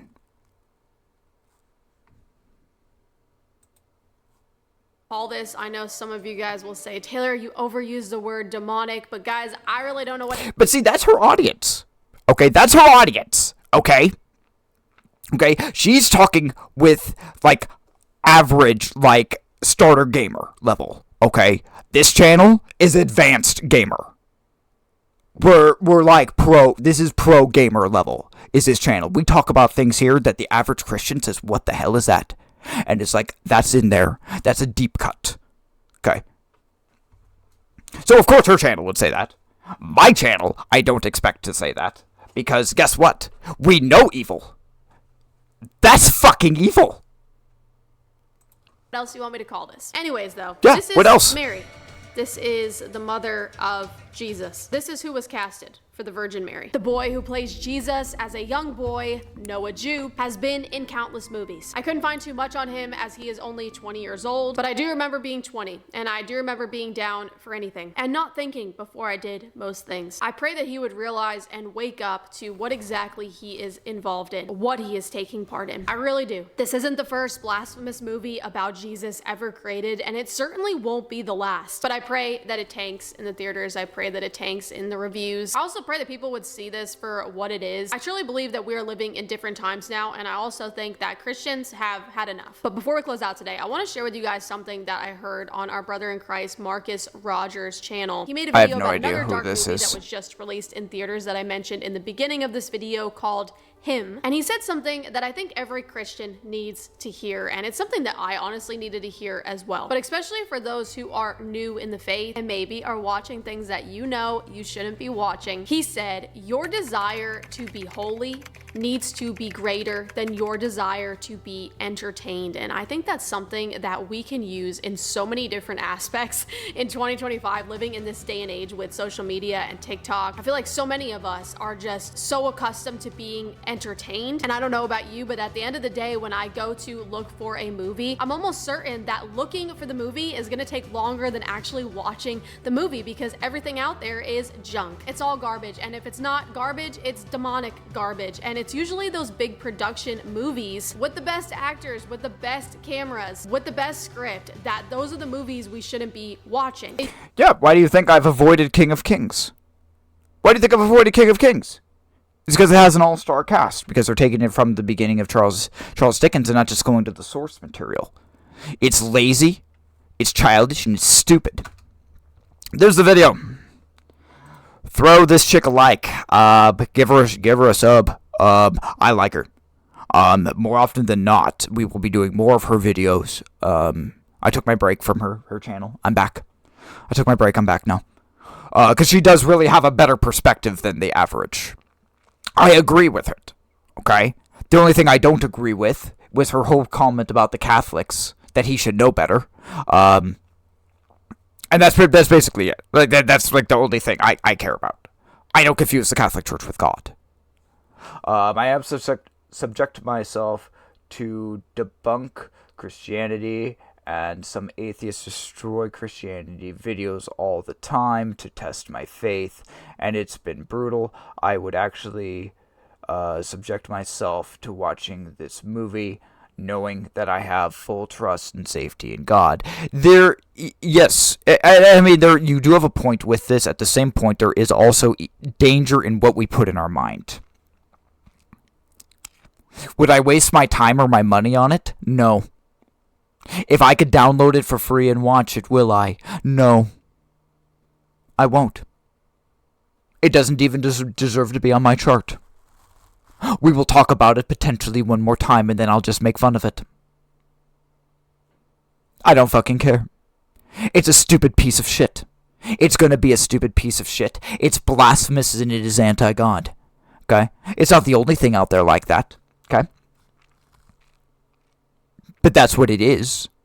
And now that I understand the full premise of it, I'm like, okay, you know that emoji, on Twitch and Kick, with the frog with the torch. Yeah, that fucking shit. Yeah, torches, man, torches. We need to watch this. We need to watch our other favorite person. I like this atheist. Why do I like this atheist?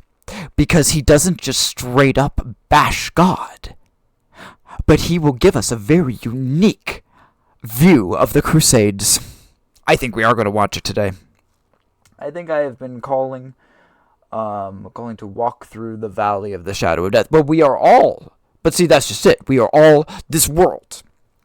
The planet itself, remember, see, I don't know if you were on. You haven't been on for most of the week. This week has been a series.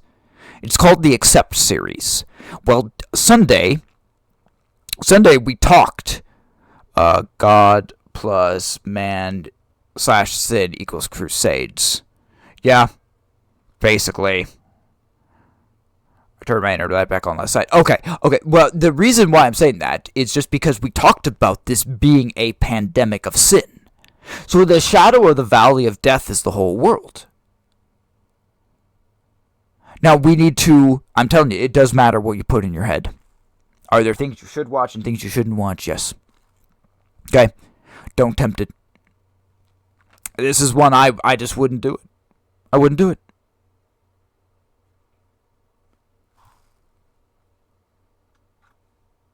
Alright, I've been threatening a break for a while, but it's like almost 2 hours in, and I never took that initial break that we talked about, just because there have been so many chatting and so many different things, and that video took longer than what I thought.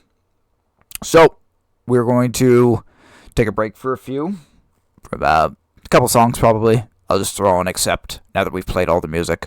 I'll just put Accept on. So, I'll take a break, I'll be back, and then we'll do something else. I also wanted to look at Promised Land, but we potentially, we just talked so much about the Crusades so far, we might need to look at what Asmund says. So, I'll be back, give me just a few, and stay tuned.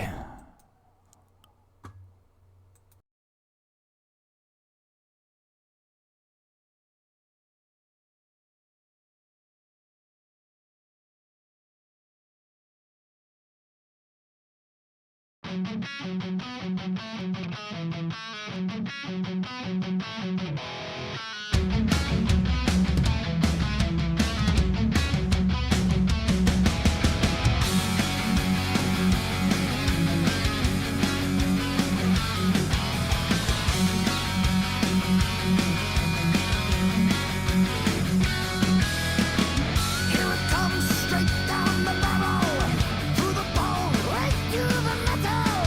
I can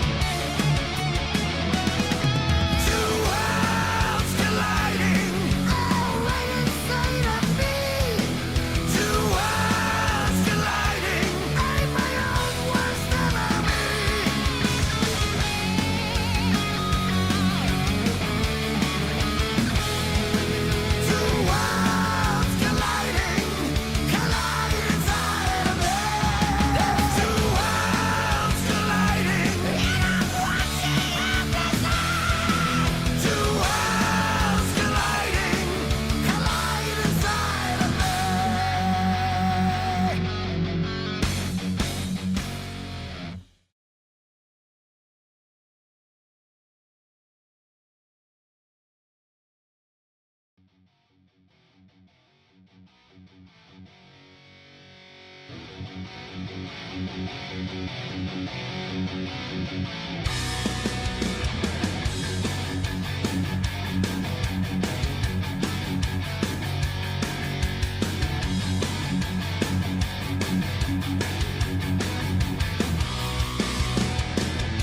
the cool of the evening, when the fire starts burning bright, hear the twilight calling as the flames burst into the night.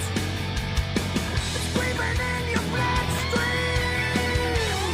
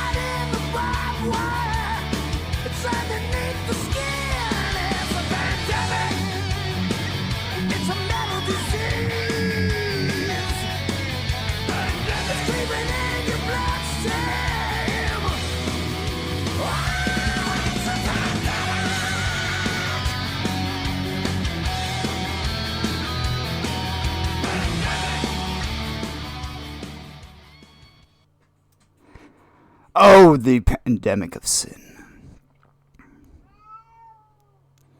The pandemic of sin. Are you going to continuously stream? You know, here's the thing. Like, I've had people say crazy things to me over the years. And I can say that I'm a pretty good judge of character.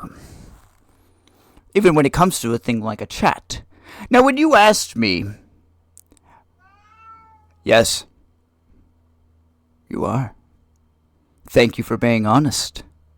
See, the other people, I wonder if the other people in the chat actually looked up the verse. You know, when you call out evil to its face on live stream, you always wonder when evil is actually going to answer.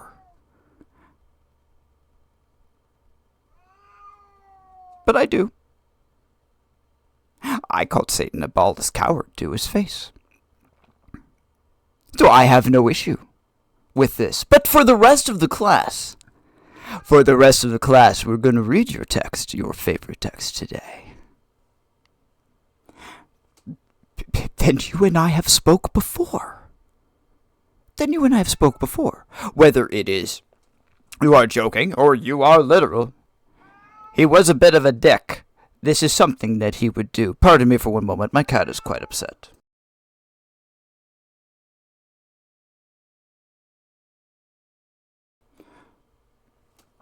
You expect to... I don't know if you expect to intimidate me or what you expect to do. Even if you were here. Like I told you. Remember about the whole predator thing? 2 predators walking around in a circle? That's kind of what's happening right now. It's just we're not 5 feet apart. It doesn't matter if you are who you say you are or you are not. Your power is limited, and when Jesus comes back, you will confess how worthy that lamb is. But let's read your text, shall we? Okay? This is important. It's important. People don't think this is important. People might even think this is staged. This shit ain't staged. I have no idea who the fuck you are. I know who you claim to be. I know that I have spoke to you, if you claim to be this person or not. I have spoke to you in the past.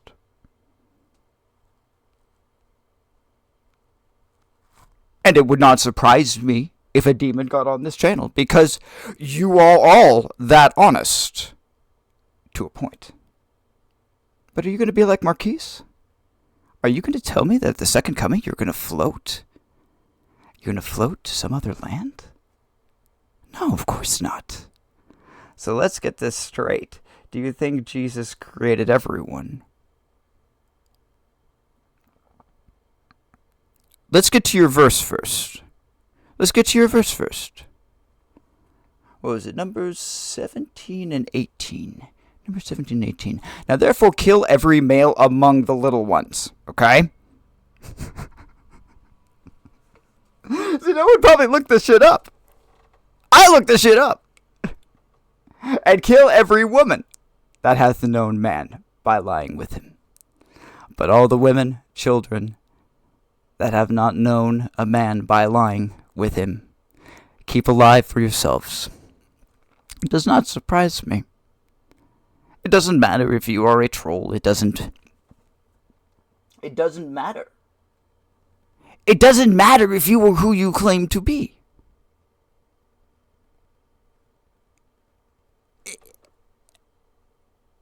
It doesn't matter. Because you can't do fucking shit.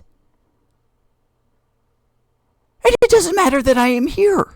I could be right there next to you, a foot from your face, and you couldn't do fucking shit. Because you're a fucking demon. And because I have God. It doesn't even matter if you were a man. You couldn't touch me. But you can't even be honest to yourself. Jesus' presence, his essence is going to shake the world. And you will scream before the end. And I have a smile on my face. You're damn right I have a smile on my face. Because if you are who you say you are, we know each other. And I know what a perverted dick you are. This doesn't surprise me at all. If anything, this text proves you are. Yeah, I said, I believe you. Whether the rest of the people around believe you or not. Okay, that is a different thing. Okay, I believe you because this is something you would say. You are that mean. You are that cruel. Even among your own kind, you are that cruel.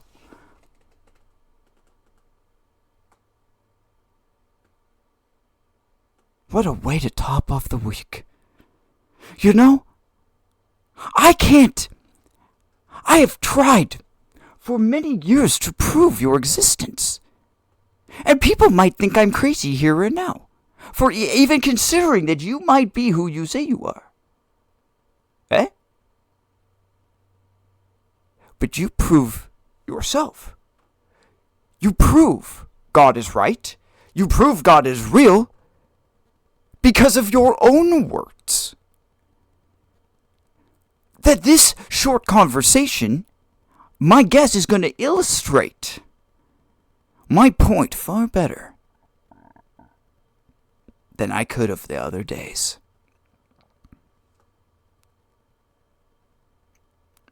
Like I said, it matters little one way or another. It doesn't matter. Are you going to get permanently banned? Yes, you are.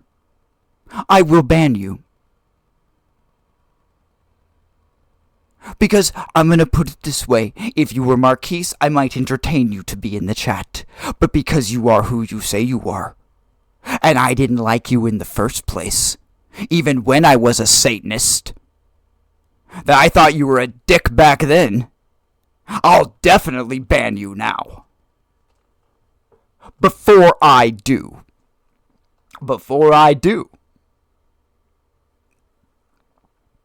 Anything else? You could say it's right. You could say you're trolling. You could come back. You could take it all back. I always run into a few crazy people here and there. Okay. But the difference between me and others,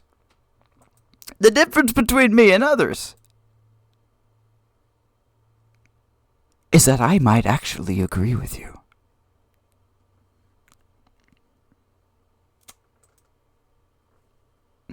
I'm just saying, for the record, it's not out of character for the demon you quoted to speak the way you are quoting. Whether you intended it to be a joke, a troll, or whatever. I'm just telling you as someone who has talked to Baal. Baal, however you want to say. You want to say the Al or the El. Either way, he's just a dick.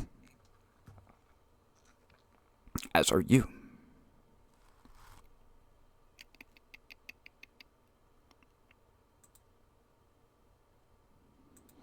I never remember where to go. Because the sad truth is, I've only had to ban a couple of people.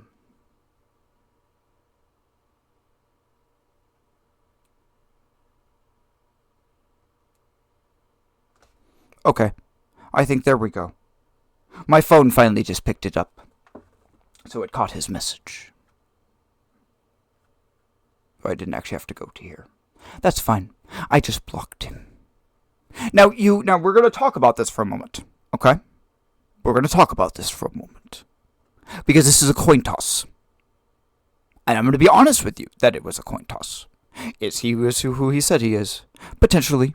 This last statement somewhat gives it away. A first-century Palestinian Jew died on a cross and got thrown out to a mass grave, or was well eaten by dogs and wolves. He didn't resurrect. Oh, he's speaking directly about Jesus. I guess that could be.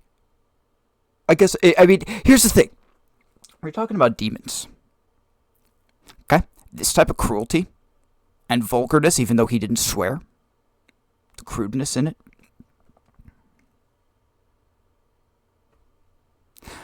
I'm not going to tell you that it was over the top. Have I heard Satanists talk like that too? Yes.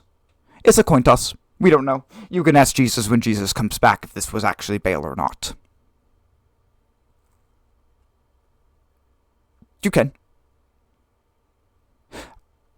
this kind of gives it away, in my opinion. Because like I said, when I knew him before, he was a dick. Like we're talking like different demons that I interacted with and talked to. Okay, he was down here. He was down here. I just didn't like him. I didn't like him back then. I thought he was an asshole back then, and I think he's a complete and utter asshole now.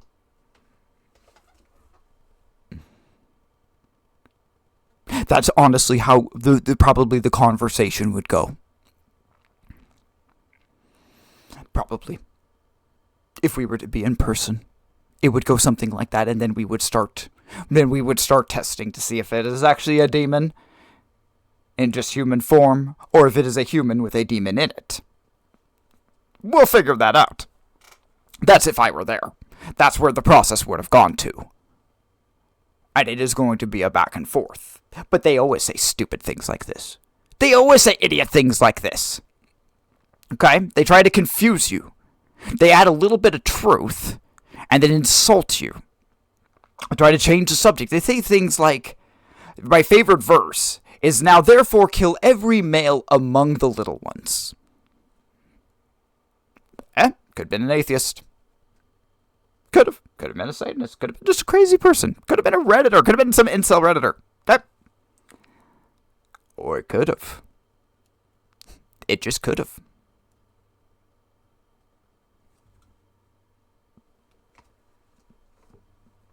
If he'd give a different Bible verse, I might disagree.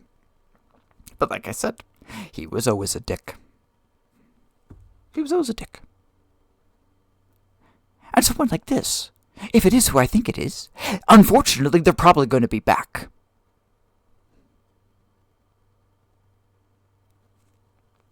We'll see.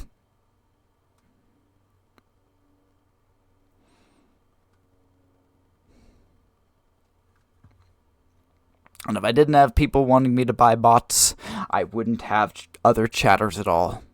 That's the sad truth. Some days, I get more bot things come through. It's okay, though. My wife bans them on her channel. If I spent time banning every single guy that came on here saying, get better viewers, I wouldn't have time for my show.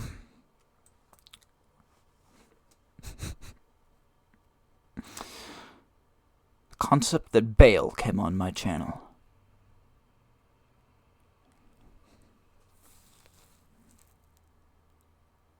I will definitely think about it. I will definitely pray about it. Interesting.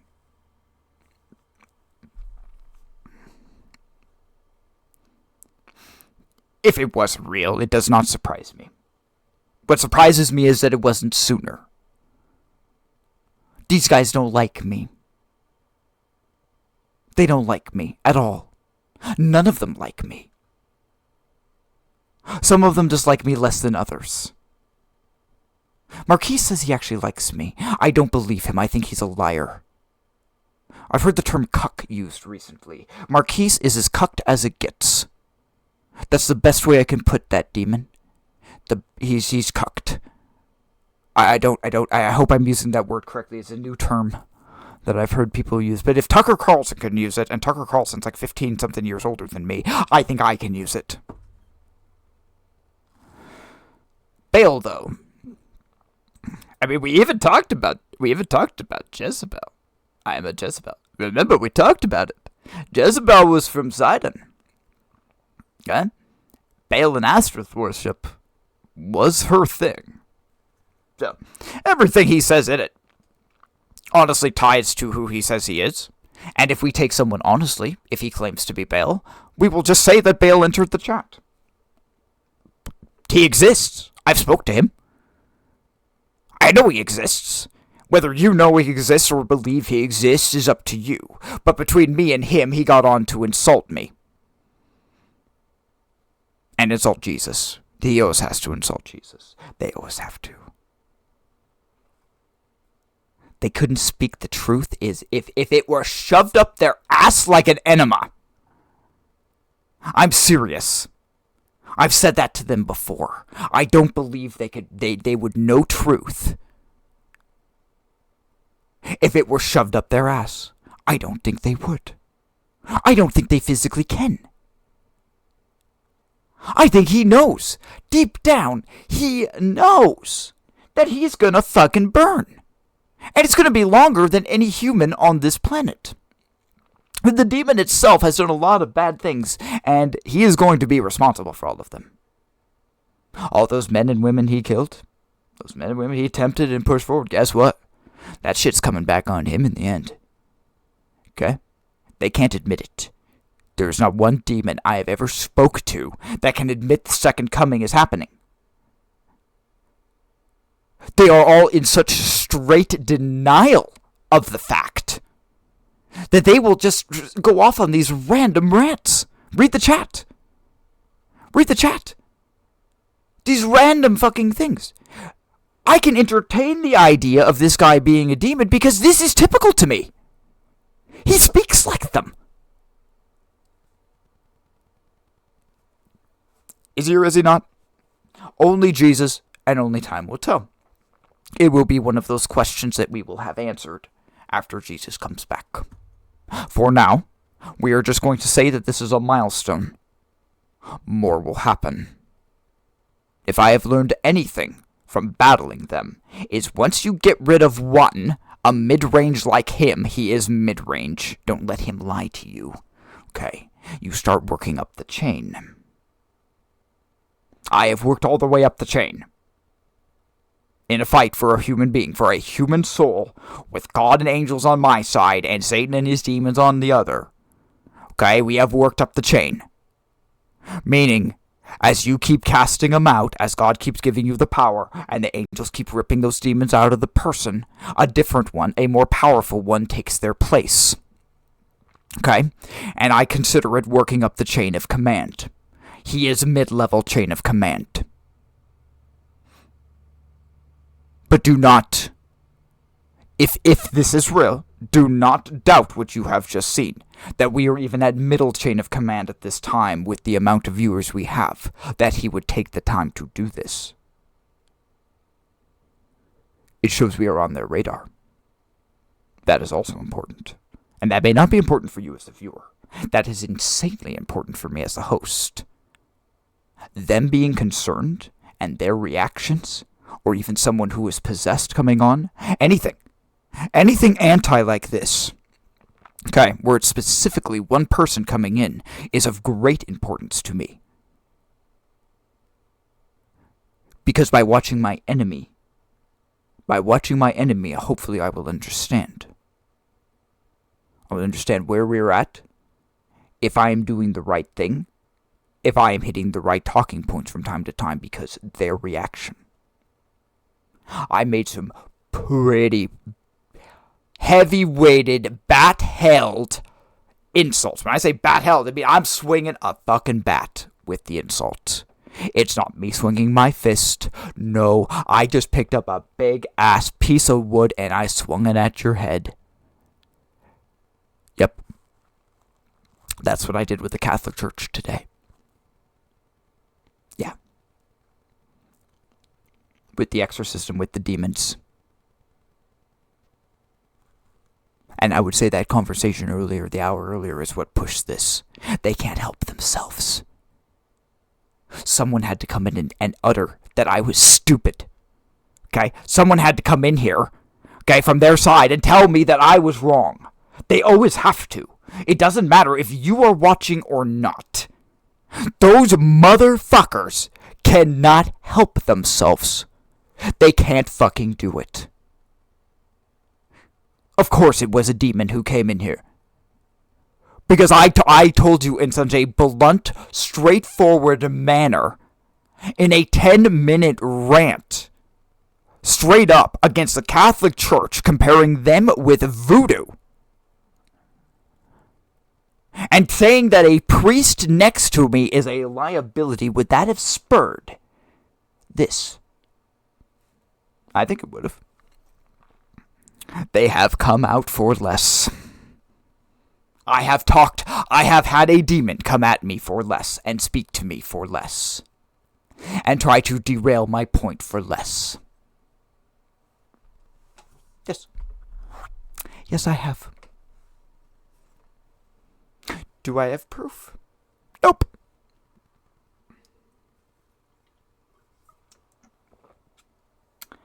Do I need proof?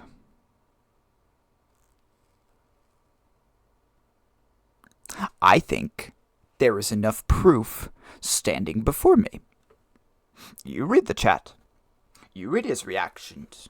You go read the verse that he put, and you can decide. There are 3 possibilities. It was a crazy person, some Reddit incel person. It was a man possessed, or it was Baal. Those are your three major options. Okay, there probably are other possibilities, but those are your 3 major options. Most likely, it was some crazy Reddit incel person. That I will admit, that is at the top. Okay? Man possessed is probably at the bottom. It is a higher possibility that it was the actual demon. Or a man possessed. Okay? But still, the Reddit editor, like the crazy atheist Reddit incel, never been laid in his life. That's hates God. That's most likely what happened. Okay? But does the speech and everything that if someone walked up to me and said all of those things to my face, would I believe they are who they say they are? Yes, we would have a very interesting conversation. You heard a little bit of it. I finally just put the conversation at an end because these assholes walk in circles. He was going to spend it. That's why he said this. Just because I quoted a verse from the Bible, from your Bible. Okay, they try to just do things like that.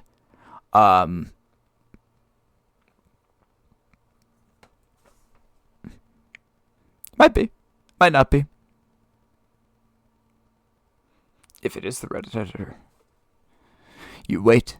This might be the moment. This might be the moment where I have some random video go viral on TikTok because someone's pissed off at me. Well, here's what I'm going to tell you about bad publicity when you have no publicity. It's kind of like credit. Okay? Bad credit is not great credit, okay? But bad credit is better than no credit.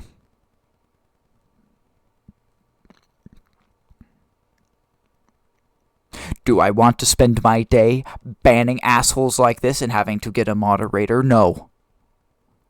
Could it possibly happen? Yes. Will I live with it and keep moving forward with life and miss the days of our calm, nice, 10 group chats? Yes, I will. But I'm telling you, gentlemen, why this is believable is what I told you about what Christ said. I have not come to bring peace but a sword. Now, when I stated that 10-minute rant, okay, and I really went at it, that was me drawing a big-ass 2-handed sword and saying, fuck you. I have a big 2-ass-handed sword, and I'm gonna cut you down. I have already cut you down. I am technically swinging. Okay? That is what they saw. To interpret my words, okay, I might have been offensive, okay, but the regular human being does not consider what I said to be an act of war, to be something worth punishable by death. Well, I guess some Catholics might. I did say the Pope wasn't God.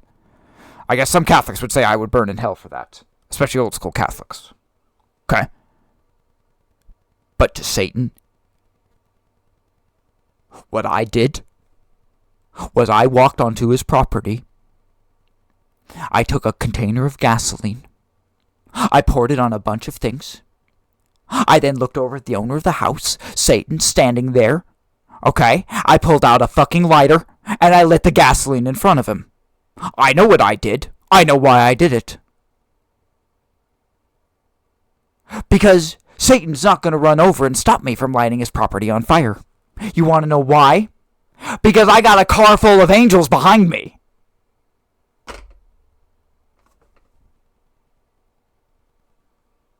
All he can do is get on my chat.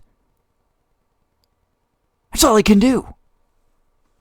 He's a whiny piece of shit. You're damn right I'll call him that. Damn right I'll blaspheme him.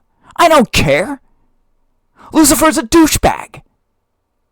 And this is the best he's got. Whether it be him, whether it be some crazy Reddit editor, or whether it be the actual demon, that he sent some middle-level demon to talk with us, okay?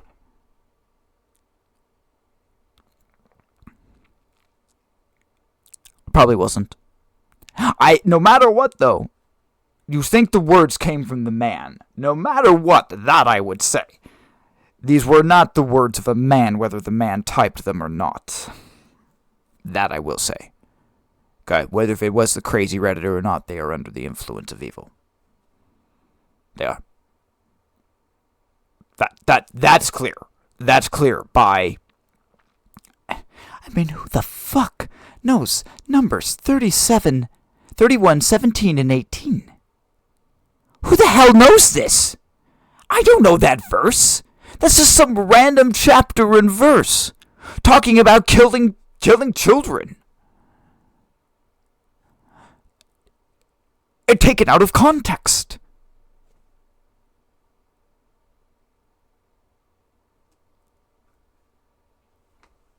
But that's the best they can do. Well, as I said on All Hallows Eve. That's what I said on All Hallows Eve. I'll say it again now. You couldn't kill me back then. You can't stop me now. You can't stop me until God says that I'm done.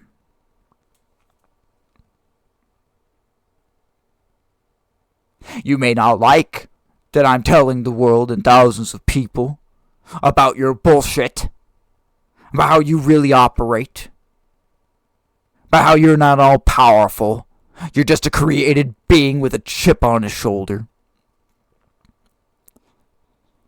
who sends minions to fight his battles, you craven fucking coward.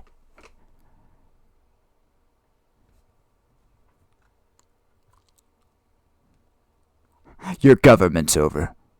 Jesus is coming. And my life or my death doesn't mean jack fucking shit.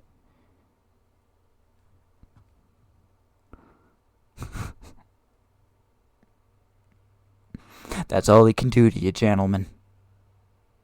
You see this? This is the enemy. And the enemy will be crushed by the Lord.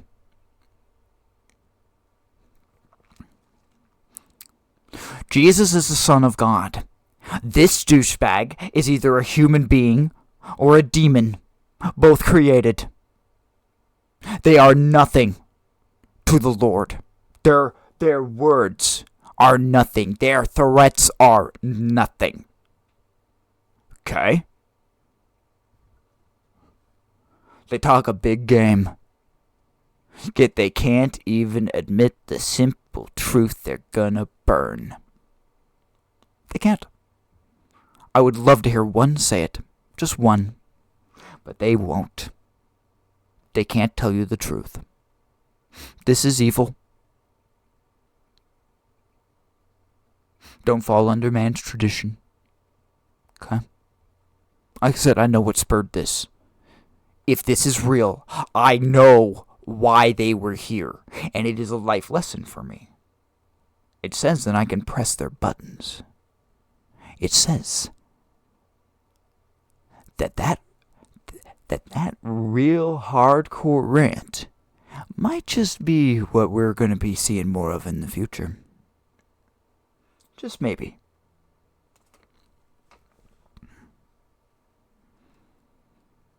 I said, when you jump into the spiritual world, nothing is what it appears.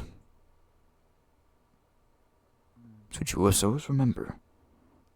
You must always remember that they are illusionists at heart. That this very well could be a show. That nothing is for certain. From what you see, to what you touch, to what you smell. Okay? You must always remember that it was created in a lie. Very important. If you forget that rule, you will be trapped in the illusion. It will become a delusion. And you will never get out without Jesus. You can never escape. You must always remember, their goal is to make you fail. Sorry, my phone's ringing. I had to silence it. There we go. They want you to fail. They want you. I gotta get my phone back on.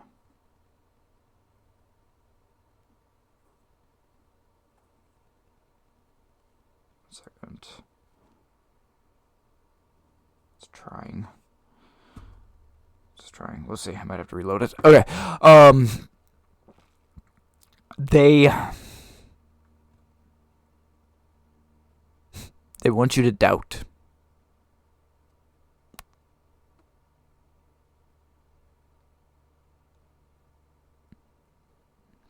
You know another thing. See, this insult is very specific. It's very specific. And I would expect a very specific type of person to know about it and to interact that way. You know who they really talk like? They don't talk. This person doesn't talk or fight like a Reddit person necessarily. They fight like an atheist or more importantly, a Satanist. This comment, a first century Palestinian Jew, died on a cross. Now, the Palestinian Jew was a Galilean Jew. He wasn't Palestinian. So I guess maybe just the Palestinian thing means they are just some random person. I don't know. But nonetheless, this lie, what this being told, was that the disciples took his body. Okay, this was something that was said in Jesus' day, this insult. This is not new. This is an old school insult. They all said that they stole the body in the night. That's why that's specific. But the Palestinian Jew thing, Palestine wasn't even as considered at that point. Palestine? Hold on. I look at a lot of maps, but I don't look at a shit ton of maps from Jesus' time. I generally look at them older. Let's just see. There we go. Decapolis, Ashkelon, Gaza.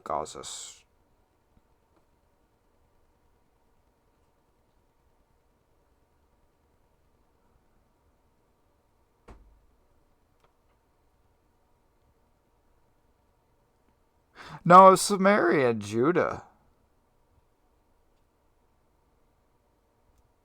So technically, by using the word Palestinian, probably gave it away. Probably, if I'm going to be really, really honest.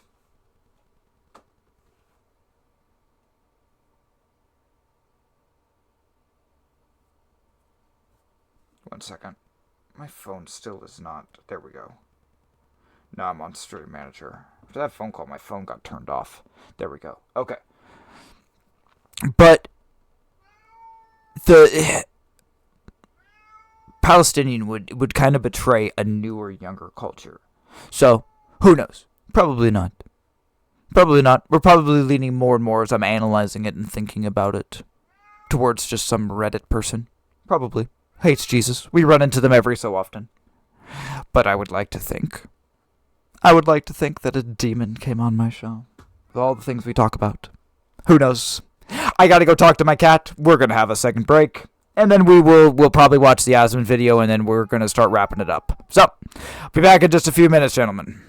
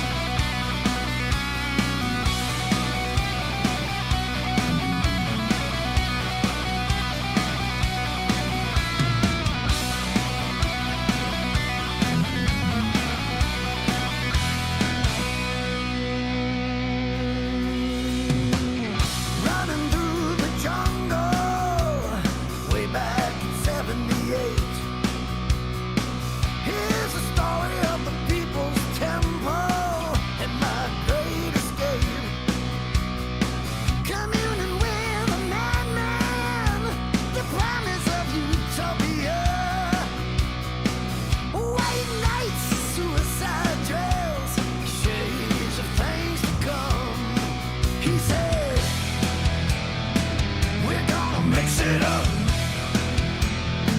Add the cyanide. Then we'll drink it up.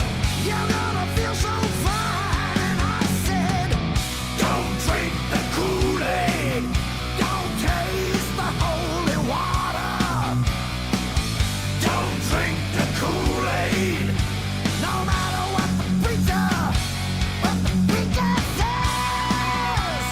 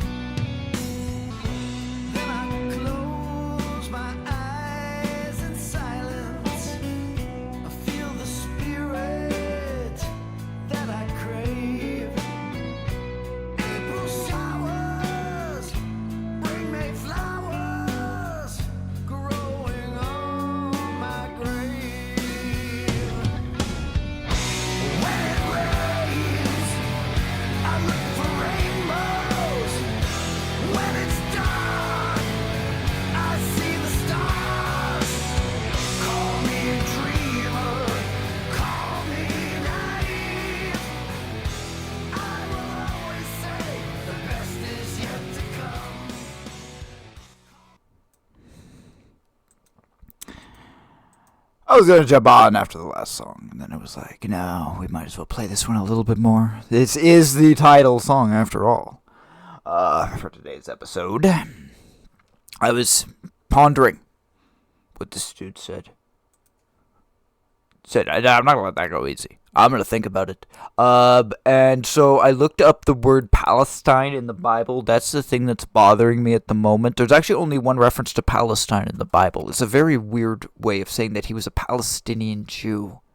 It's a very weird way of describing Jesus, and it's not an accurate one.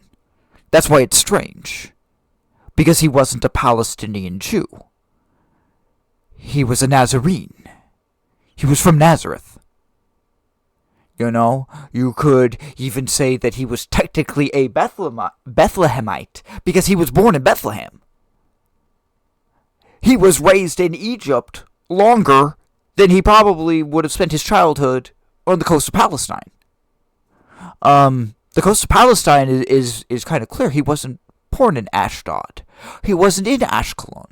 He wasn't in the old Philistine territories. He was north of that. And if we talk about, where's Galilee now? Like, what was the original tribe? Or whatever. Hold on. I need to look at tribes. So there's the tribe there. So Nazareth.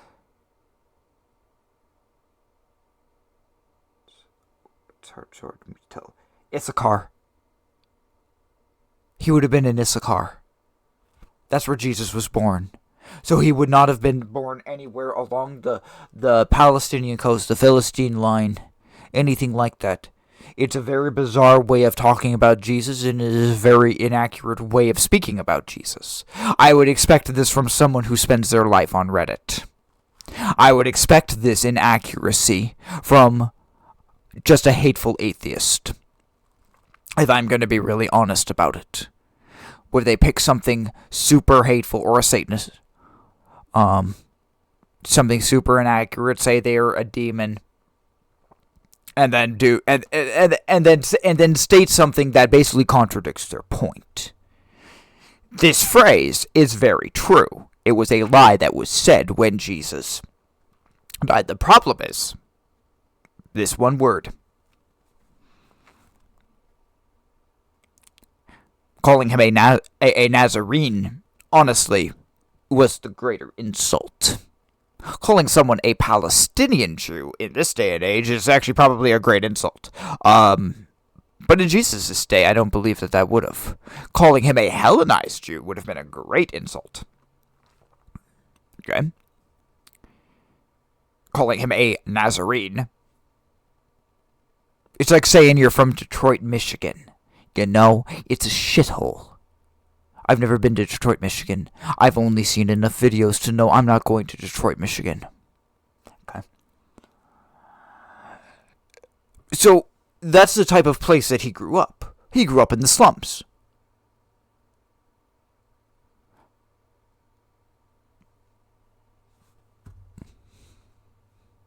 It's also just a line by the Satanists in general. But that's because they follow what the Pharisees told back when. Like, they follow the same line. The word Palestine, though, is in the Bible. It is only in one reference, though. One word in the King James. The Hebrew, and it's Hebrew, not Greek. It's Old Testament. That's the weird part. Hebrew 6429.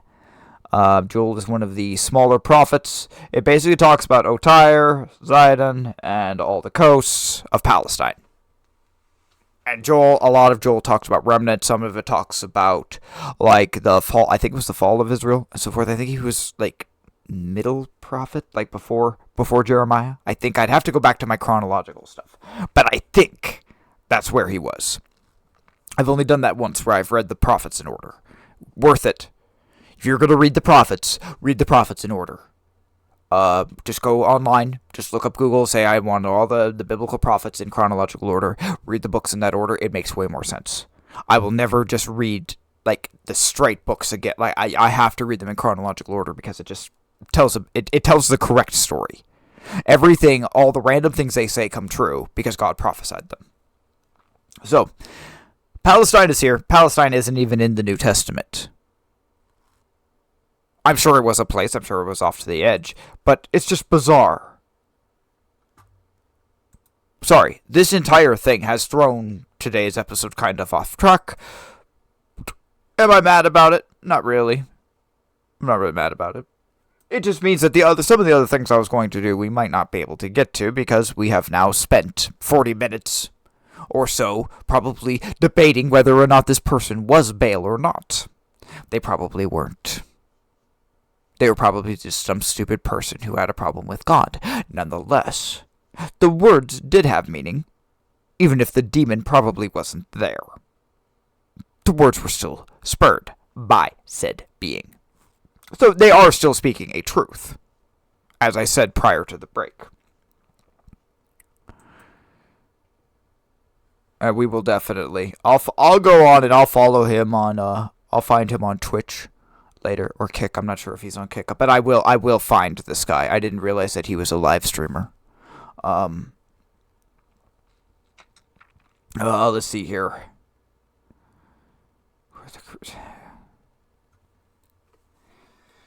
Here's the thing, when I get into reaction content, especially when I get into reaction content on Asman, that 20-minute video is going to be an hour.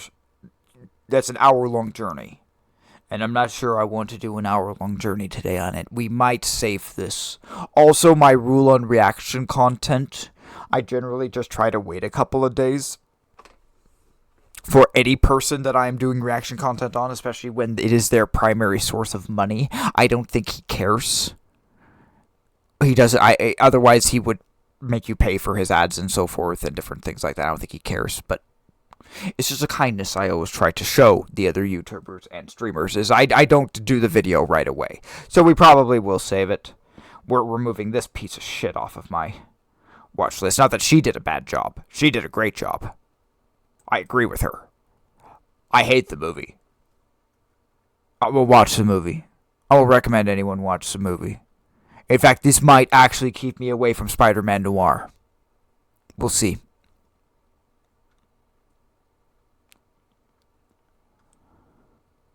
That one was funny. Only King James.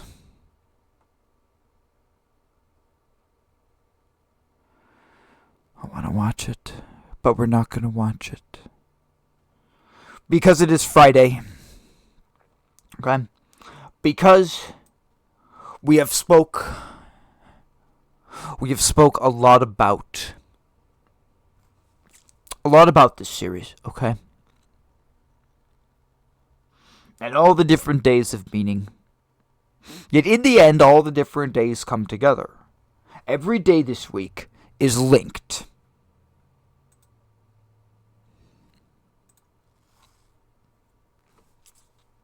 Is linked.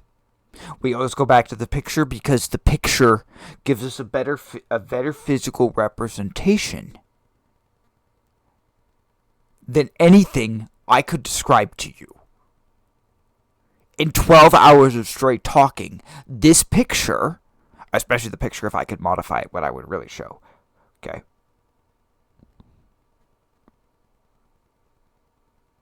The best is yet to come. Well, guess what?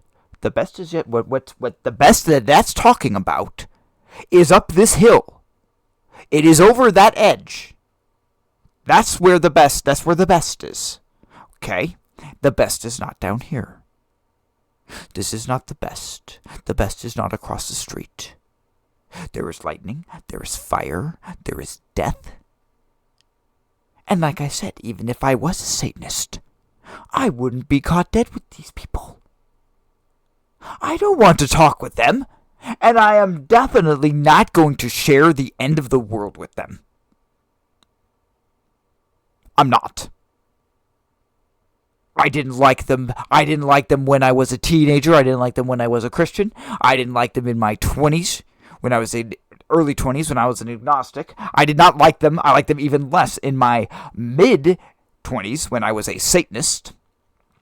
And I have come to loathe them even more as I have come back to God. That they are the thing that truly stands between us and spreading the gospel. Not the people on the other side. not the atheists, it's Satanists, not the crazy people that jump into the chat and say, I'm Baal. Okay? That helps me.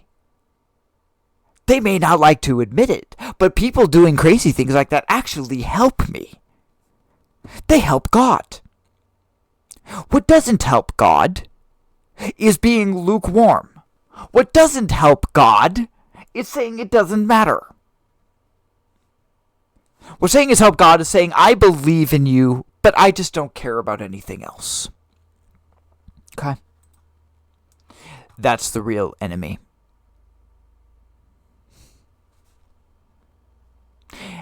And there are many religions incorporated in that. All of the religions are incorporated in that. And then you have the people walking up the hill, which might have been a part of one of these religions, but in the end, they just chose the Most High. They just chose God. They didn't need all of the ritual. They didn't need all of the tradition. They didn't need all of the show. They found out what really mattered, and that's that Jesus forgives your sin and you can gain eternal life.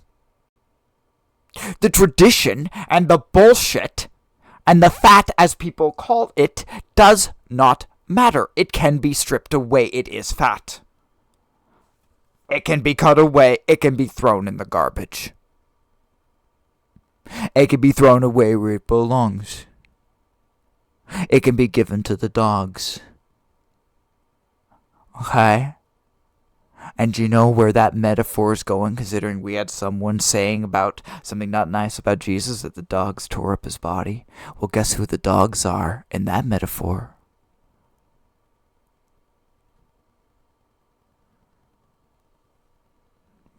You get it.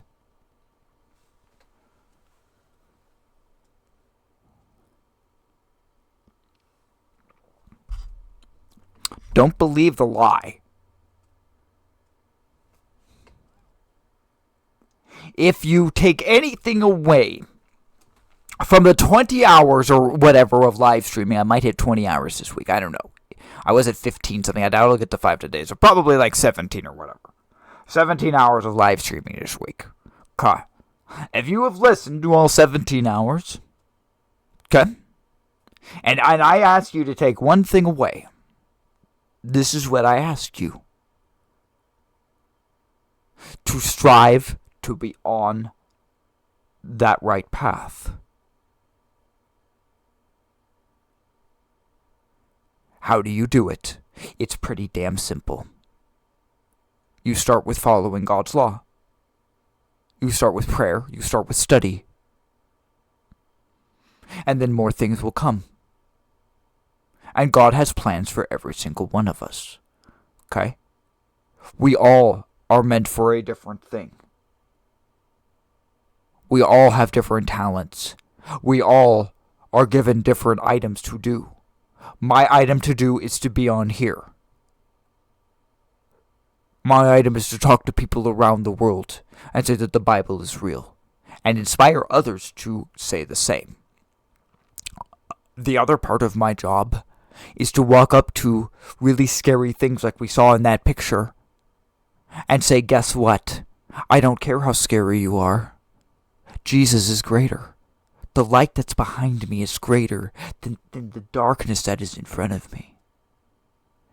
And there's not one damn thing you can do to me. You can't.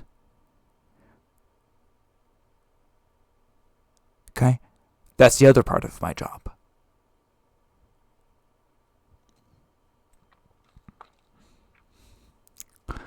Don't be in the group in the middle. Okay? The group in the middle does not have conviction. I would say that the two other sides, the atheists, many atheists, pure atheists, and especially Satanists, have a great deal of faith. I admit it. They believe. They believe what it is. They don't seek eternal life. They don't give two shits about eternal life. They want money, they want power, and they're going to live this world to the best of their ability. And they're going to do anything that will benefit them. Like the guy said, like they think they don't know they're gonna die. Some of them don't know they're gonna die soon, but the majority of them realize they're gonna die. Okay, they realize it. It is a Christian point of view. It is the Protestant point of view. It is the false teacher's point of view that put that idea in there to make you think your enemy is contemplating that.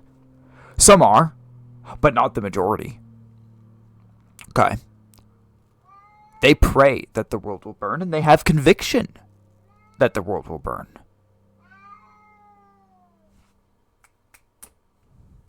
One moment. I'm going to be closing it up here soon anyway, so I'll take him out. I'm going to take him out for his walk, his afternoon walk.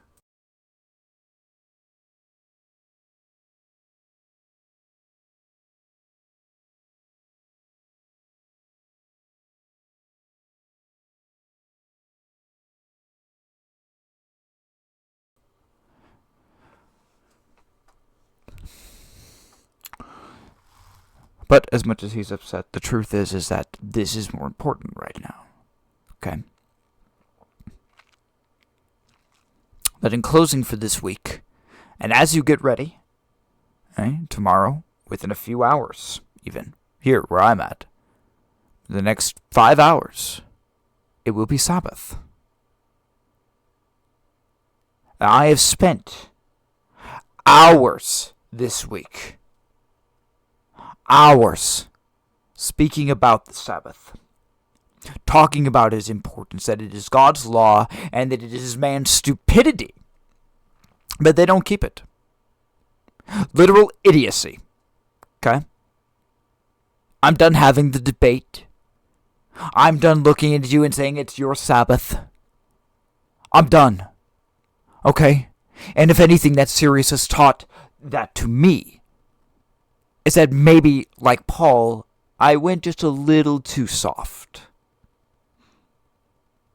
I know it doesn't sound like I went soft, but maybe I did. No more debating it. I'll study it with you, gladly. I'm not saying that you just have to accept it, okay? No, of course you study. But I'm done entertaining the idea that Sunday is right at all. You actively choose Sunday over Sabbath. You have chosen this path. You have drank the Kool-Aid. It was poison. It was alcoholic. And now you are walking towards literal fiery tornadoes. Literally. You are walking towards death. And you want me to go with you. And you want me to look ahead at the horizon. Okay? See the storm. And forget about it. No, I have a great view of the storm from up here. It's a really big storm. That is where I hope you go. I hope that you take this week. Sundown to sundown, whatever your time is. I'm not sure what the hell that is. That just popped up. I hope that you take this Sabbath, okay? And you pray and you think about it and still go to church on Sunday. Go to church on Sunday. Especially if this is your first week. Okay? But remember what day the Lord ordained. Talk to people about it at your church. See what they say. They'll tell you you're crazy. They'll tell you it doesn't matter. I'm telling you it does matter. I'm telling you that these conversations might be the difference between you and eternal life or you and eternal darkness. I would not do this if it didn't. There would be no point. I'm not just here to talk to you about the love of God. I'm here to help save you. That the sinner is a drowning man. And that the Lord has ordained lifeguards. And as a former lifeguard, I'll pull you out of the water and you'll be fine. Okay? Because someone else asked me to do it. The problem is that most of the lifeguards out there are going to let you drown because they're on their phones. They're not going to see it. They're not going to know the signs. Because the lifeguards are a bunch of Gen Z teenage girls with blue-dyed hair and a nose ring. Those are the religious leaders. That might be actually the most insulting thing I've said today. I've said some very insulting things, but I just called the religious leaders Gen Z liberal teenage girls on their phones. All ages. All demographics. All churches. Go get the hair dyed, gentlemen.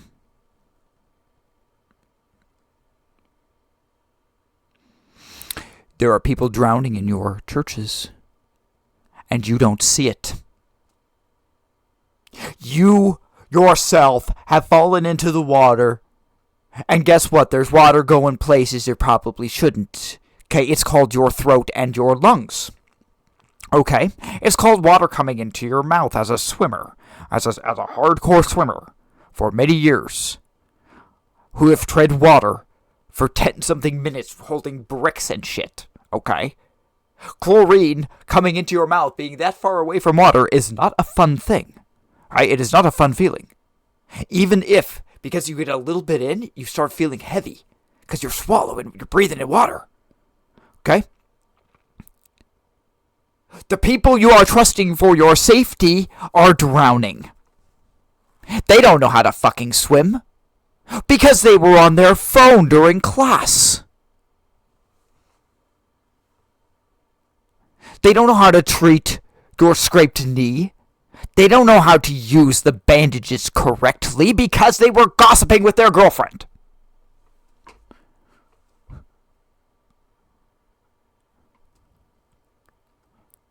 All they care about is a paycheck. A small paycheck, and then going and doing drugs with their friends outside where no one can see them. Okay? It is no different than the pandemic argument. That the doctors are diseased, and the doctors don't have a cure. They should have a cure, but they don't. Well, these people are drowning. And Jesus will save them. Okay? Breaking of the law is death. There will be no breaking of the law when we are in heaven. Keeping the law here, just keeping the law doesn't save you. It doesn't. Believing in Jesus and keeping the law because you love Jesus. All of that saves you. Following Jesus saves you. Believing in Jesus saves you.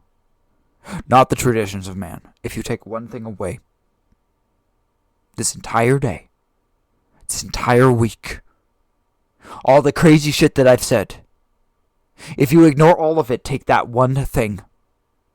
Just that one item. Please, worship the Sabbath. Got some extra time on your job, you're working, take it off. Just take it off. Who cares? It's only money. That's not salvation. Okay? I'm serious. Take it off. Challenge it. You will be met with resistance. As I said, drawing the sword. You take a stand for something that's right. You take a stand for God. You'll be met. Evil will meet you. They have no choice. And that can come in many different forms. I'm not telling you that it will just be straight up easy. I'm telling you it's the right thing to do.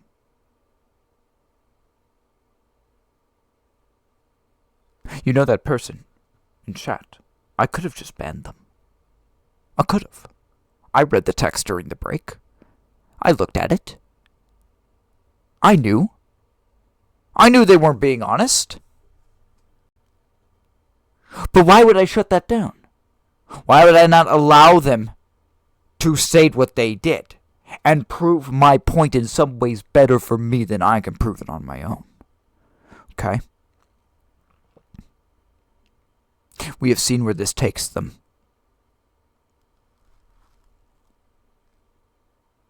But we must do something different. We are not the world. We stand with Christ and we stand against the world. And I don't care what they tell you. I don't care what they tell you. The religious leaders and the churches. Okay, there are some worse than others. They want you here. They want you here. They want you subservient to them. They want you paying them. They want you under their control. And it has nothing to do with God. Most of the time it has to do with money. Or it has to do with fame, or it has to do with recognition. Okay? It does not have to do, it has nothing to do with God. Yes, you have friends there, but you can go meet your friends at any other time. Okay? Church is not meant to be social, necessarily. Like, that's not the overall purpose. If you are social, great. We should always connect with people who are like-minded. Okay? But that's not the purpose. The purpose is to go and worship God. Not for you to get your social kick. That's the point of church. The entire day is to worship the Most High. To honor the Creator. To be outside in His creation. That's the point. To remember. And everyone's forgot. Because they drank the fucking Kool-Aid. Because they're diseased. Because they're lazy, because they're fat, and because they're stupid. Yeah. I just said all of them. I don't care. It's been a long week. I just had someone claiming to be Baal jump on my chat. And the worst part is, there's a 50-50, well, with the Palestinian thing, honestly, that's like 70-30. That really favors more towards stupid Redditor moron than it does smart demon. But like I told you, sometimes they act stupid on purpose.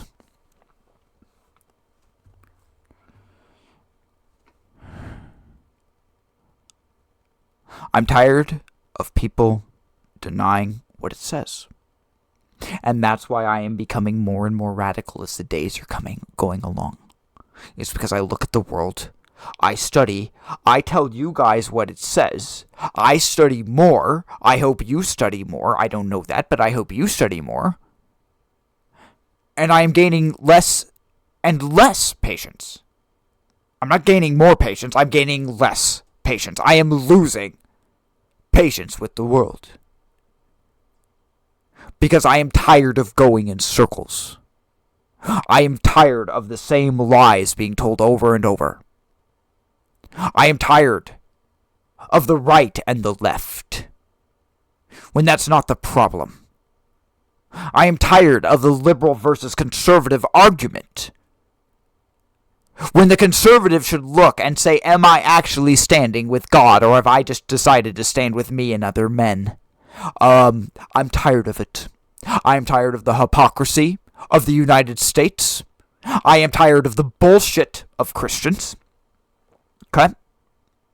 I am tired of the obnoxious nature of atheists. Okay? And what this probably was in my tract. Okay? And so therefore I say today, gentlemen, these set choice of words, the best is yet to come, because it fucking sucks to be you. It just sucks. It's a pandemic. It's all a pandemic. There are worlds colliding. And they are the rise of chaos. They are. The atheists will claim the rise of chaos. They're the anarchy guys. The Satanists will say we started it. But who will actually bring chaos? The real rise of the lamb-like beast, like we read. We read Revelation 13. This is the lamb-like beast. This is rising. The Christian nationals will take over before we know it. And in this land of the free, we will have religious laws, and they will pass around the world. You can say I'm crazy. The sad truth is time will prove me out. We'll see how right I am. I'll be there hopefully for most of it. Not all of it, probably. Not all of it. Because you know that once they start talking about Sunday versus Sabbath. Oh, bro, I'm going all out. I've been waiting for this. You don't think I won't put the most rage-baiting comments on TikTok? You don't think I won't throw a cup of gasoline on X? Of course I will. You don't think I won't jump to YouTube? I've stayed off of those things because at this point, I am just trusting that God brings the right people into this channel. Thus far, it appears that his plan is working good. I don't need to do anything else right now. But when the Sabbath conversation starts, you think I'm going to be quiet and hide and wait for Jesus to come? What was the Rise of Chaos song? No rules, laws, or borders. Gearing for guns and gasoline. This is the New World Order. Blackest future, unforeseen. That. Did a lot of things legal in my time, gentlemen, I've told you. Okay. Keeping the Sabbath and doing things that will be illegal in this country, I'm just fine with. A lot of people are scared of that. I'm not. I think it's going to be really interesting. And you're damn right. I'll continue to do this. And I will call them just as fucking stupid then as I do today. And I will pull up this clip. And I will show it. And I will do reaction comment. Okay? And I will say they are fucking trying to kill you. This group, we are now beyond ignorant stupidity. Now we're to malicious hatred. Go up the hill. Get up the fucking hill. Just run. Just run. Get away from these douchebags. They are going to kill you in the end. And if you don't agree with them, they will lock you up. It is not the atheists you have to worry about. It is not the Satanists. It is not the Muslims.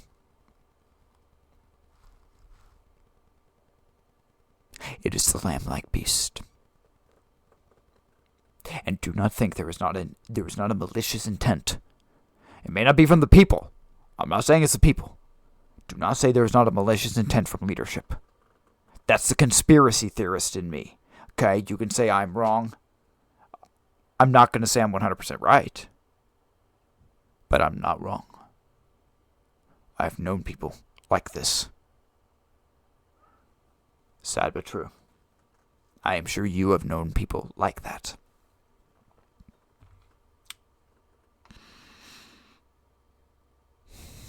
Don't drink the Kool-Aid, man. Don't drink the fucking Kool-Aid. It's a fucking pandemic.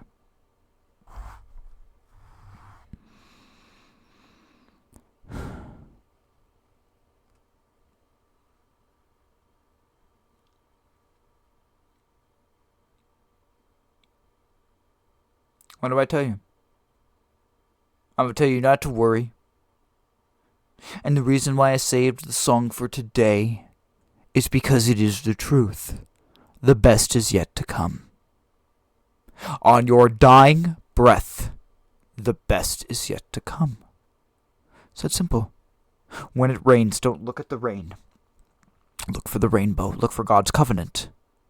When it is dark, look at the universe that God created.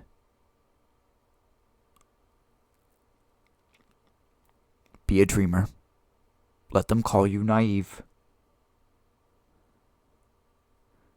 The best is yet to come.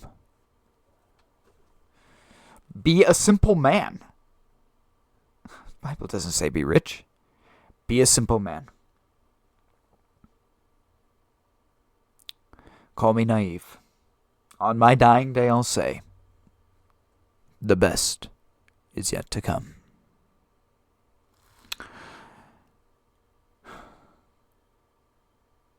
We're going to call it for today. I'm going to go spend some time outside in this beautiful fall day. I'm going to get some firewood, get ready for Sabbath. I'm going to have a fire tonight, maybe tomorrow. Enjoy Sabbath, just spend some time outside. Listen to my Bible. I recommend you guys do the same. I will be back on Sunday Sunday and Monday, you're probably going to hear more House of David stuff. I'll probably do that for the opening for those 2 days because we're at season finale on Sunday of House of David Season 2, so we will be giving them a shout-out and final thoughts on the season.